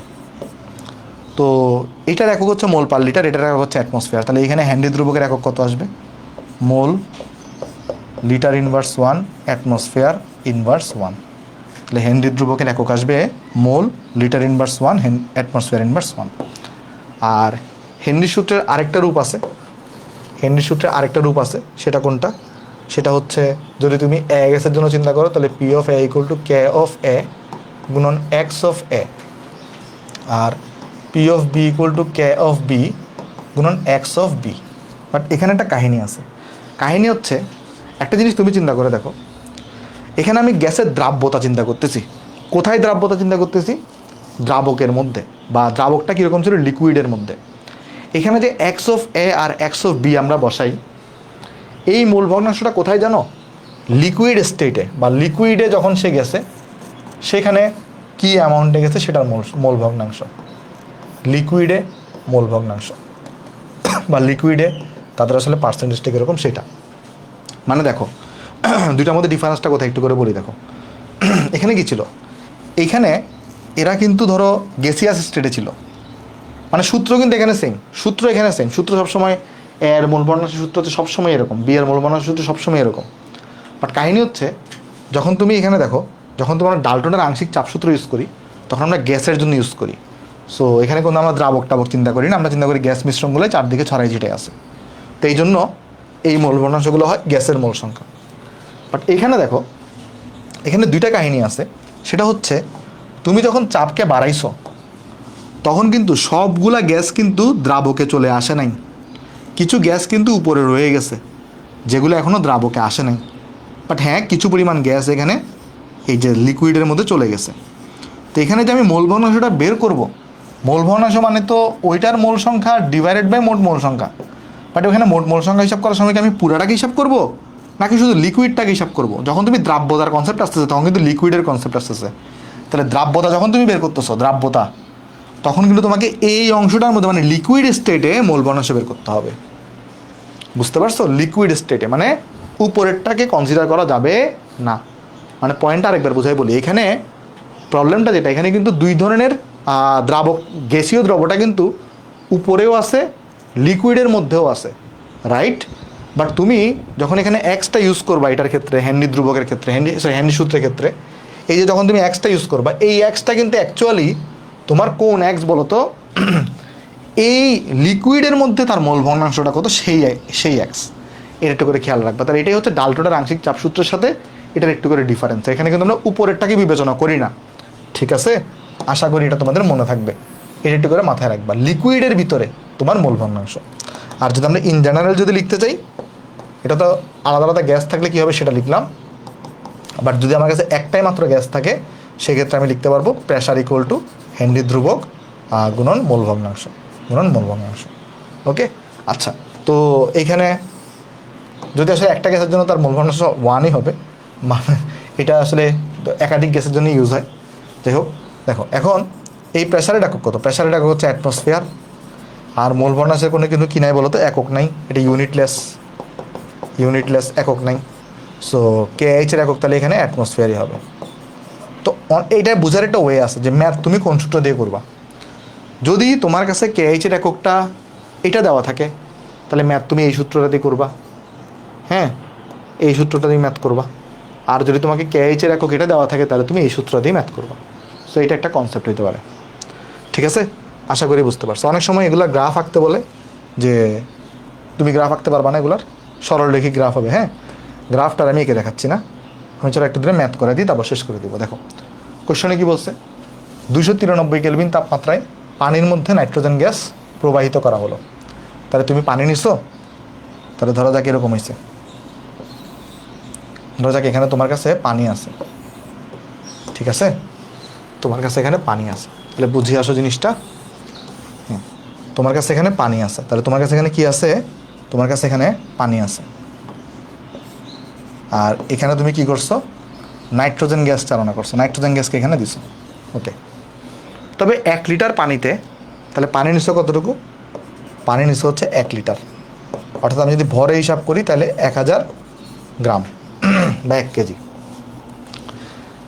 তাহলে নাইট্রোজেন গ্যাস প্রবাহিত করা হলো, তাহলে 1 লিটার পানিতে কত মিলিমোল নাইট্রোজেন গ্যাস দ্রবীভূত হবে? তাহলে নাইট্রোজেন গ্যাস কত মোল নাইট্রোজেন গ্যাস এখানে দ্রবীভূত হবে, এটা যে আমায় জিজ্ঞেস করছে। আচ্ছা, ধরে নিন নাইট্রোজেন গ্যাসের আংশিক চাপ, নাইট্রোজেন গ্যাসের আংশিক চাপ হচ্ছে এত, তাহলে নাইট্রোজেনের আংশিক চাপ তোমাকে দেওয়া আছে। আচ্ছা, 293 কেলভিন তাপমাত্রায় হেনরি ধ্রুবকের, নাইট্রোজেনের জন্য হেনরি ধ্রুবকের মানও দেওয়া আছে এত। একটা জিনিস তুমি চিন্তা করে দেখো, হেনরি ধ্রুবকের মানটা এখানে কোন এককে দেওয়া? ওই যে চাপ এককে দেওয়া, অ্যাটমসফিয়ার হইতে পারে, বার হইতে পারে। তাহলে তোমাকে এটা কীভাবে করতে হবে? P = KH × X দিয়ে করতে হবে। তাহলে এখানে আমি অঙ্কটা কীভাবে করব? অঙ্কটা আমি করব P of nitrogen equal to K of nitrogen গুণন X অফ নাইট্রোজেন, এভাবে করব। তো এখানে দেখো P অফ নাইট্রোজেন দেওয়া কত? P অফ নাইট্রোজেন দেওয়া 0.987 বার দেওয়া, আর K অফ নাইট্রোজেন দেওয়া কত? 76.48। তো X অফ নাইট্রোজেন তুমি কি লিখতে পারবা? X অফ নাইট্রোজেন মানে হচ্ছে N অফ নাইট্রোজেন। এটা কোন নাইট্রোজেন?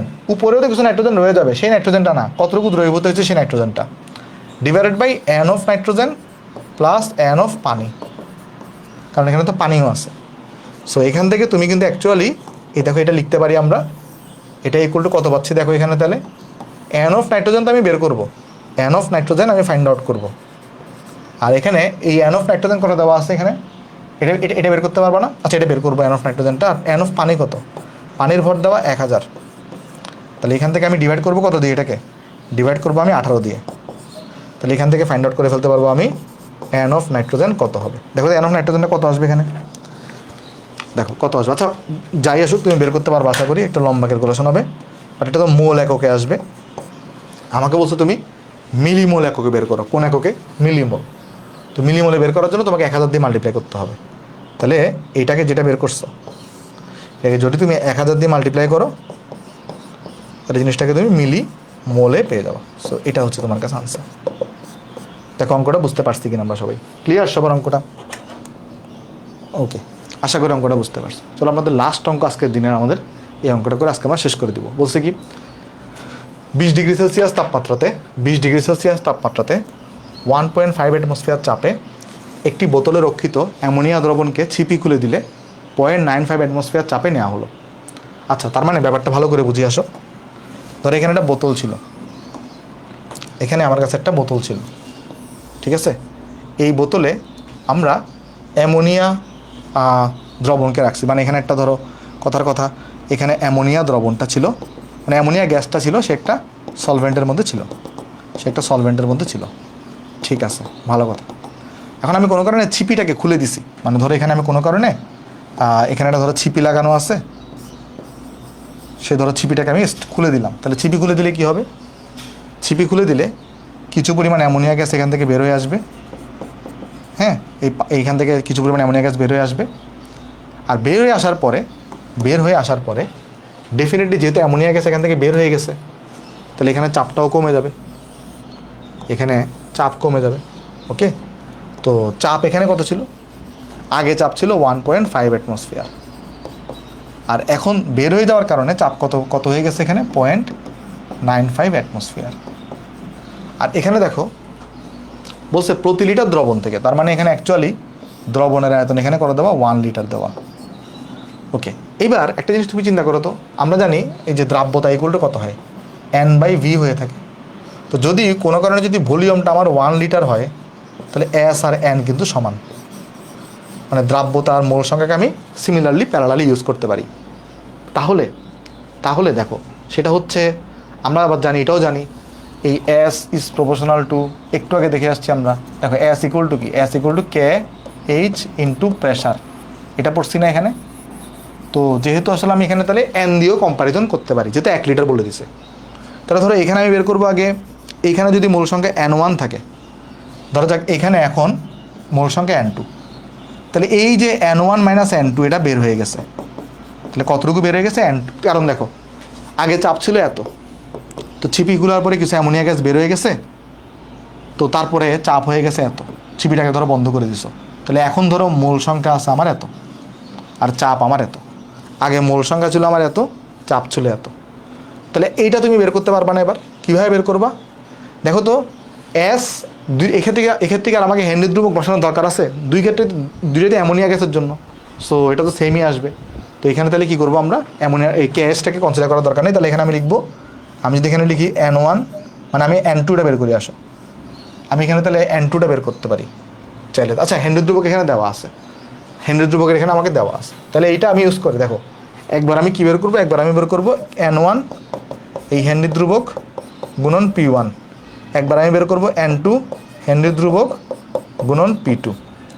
তো আমি যদি N1 ডেল্টা N বের করতে চাই, কতটুকু আমার বের হয়ে গেছে, এটা ইকুয়াল টু আসবে N1 মাইনাস N2, আর এখানে হেনরি ধ্রুবক কমন নিয়ে তুমি এখানে পেয়ে যাবা তাহলে P1 মাইনাস P2। ডাটাগুলো বসাই দাও, ডাটা কত আছে এখানে 4.56684 গুণন 10⁴, আর P1 মাইনাস P2 করো, P1 হচ্ছে 1.5, P2 কত, P2 হচ্ছে তোমার কাছে 0.95। একটু তাহলে বের করে ফেলো, এটা কত আসে দেখো, এখানে আসবে 4.56684 ইন্টু 10⁴ ইন্টু 1.5 মাইনাস 0.95, তাহলে দেখবে আনসার চলে আসছে, যদি আমি সাইন্টিফিক মোডে যদি করি এটাকে 2.51, এটার আনসার আসছে ডি নাম্বারটা। ঠিক আছে, সো এর মাধ্যমে আমাদের হেনরির সূত্র পর্যন্ত পুরো টপিক আসলে শেষ হয়ে যাচ্ছে। সো আজকে ক্লাসটা আমাদের এতটুকুই থাকবে, আশা করি তোমরা লেকচারটা এনজয় করছো। দেখা হবে লাস্ট ক্লাসে আমরা দ্রাব্যতার গুণফল, তারপরে তোমার হচ্ছে আমাদের দ্রাবক নিষ্কাশন আমরা পড়ে ফেলবো। ঠিক আছে, এই তাহলে আসসালামু আলাইকুম। হ্যাঁ, এরপরে মৌলের পর্যাবৃত্ত শুরু করবো।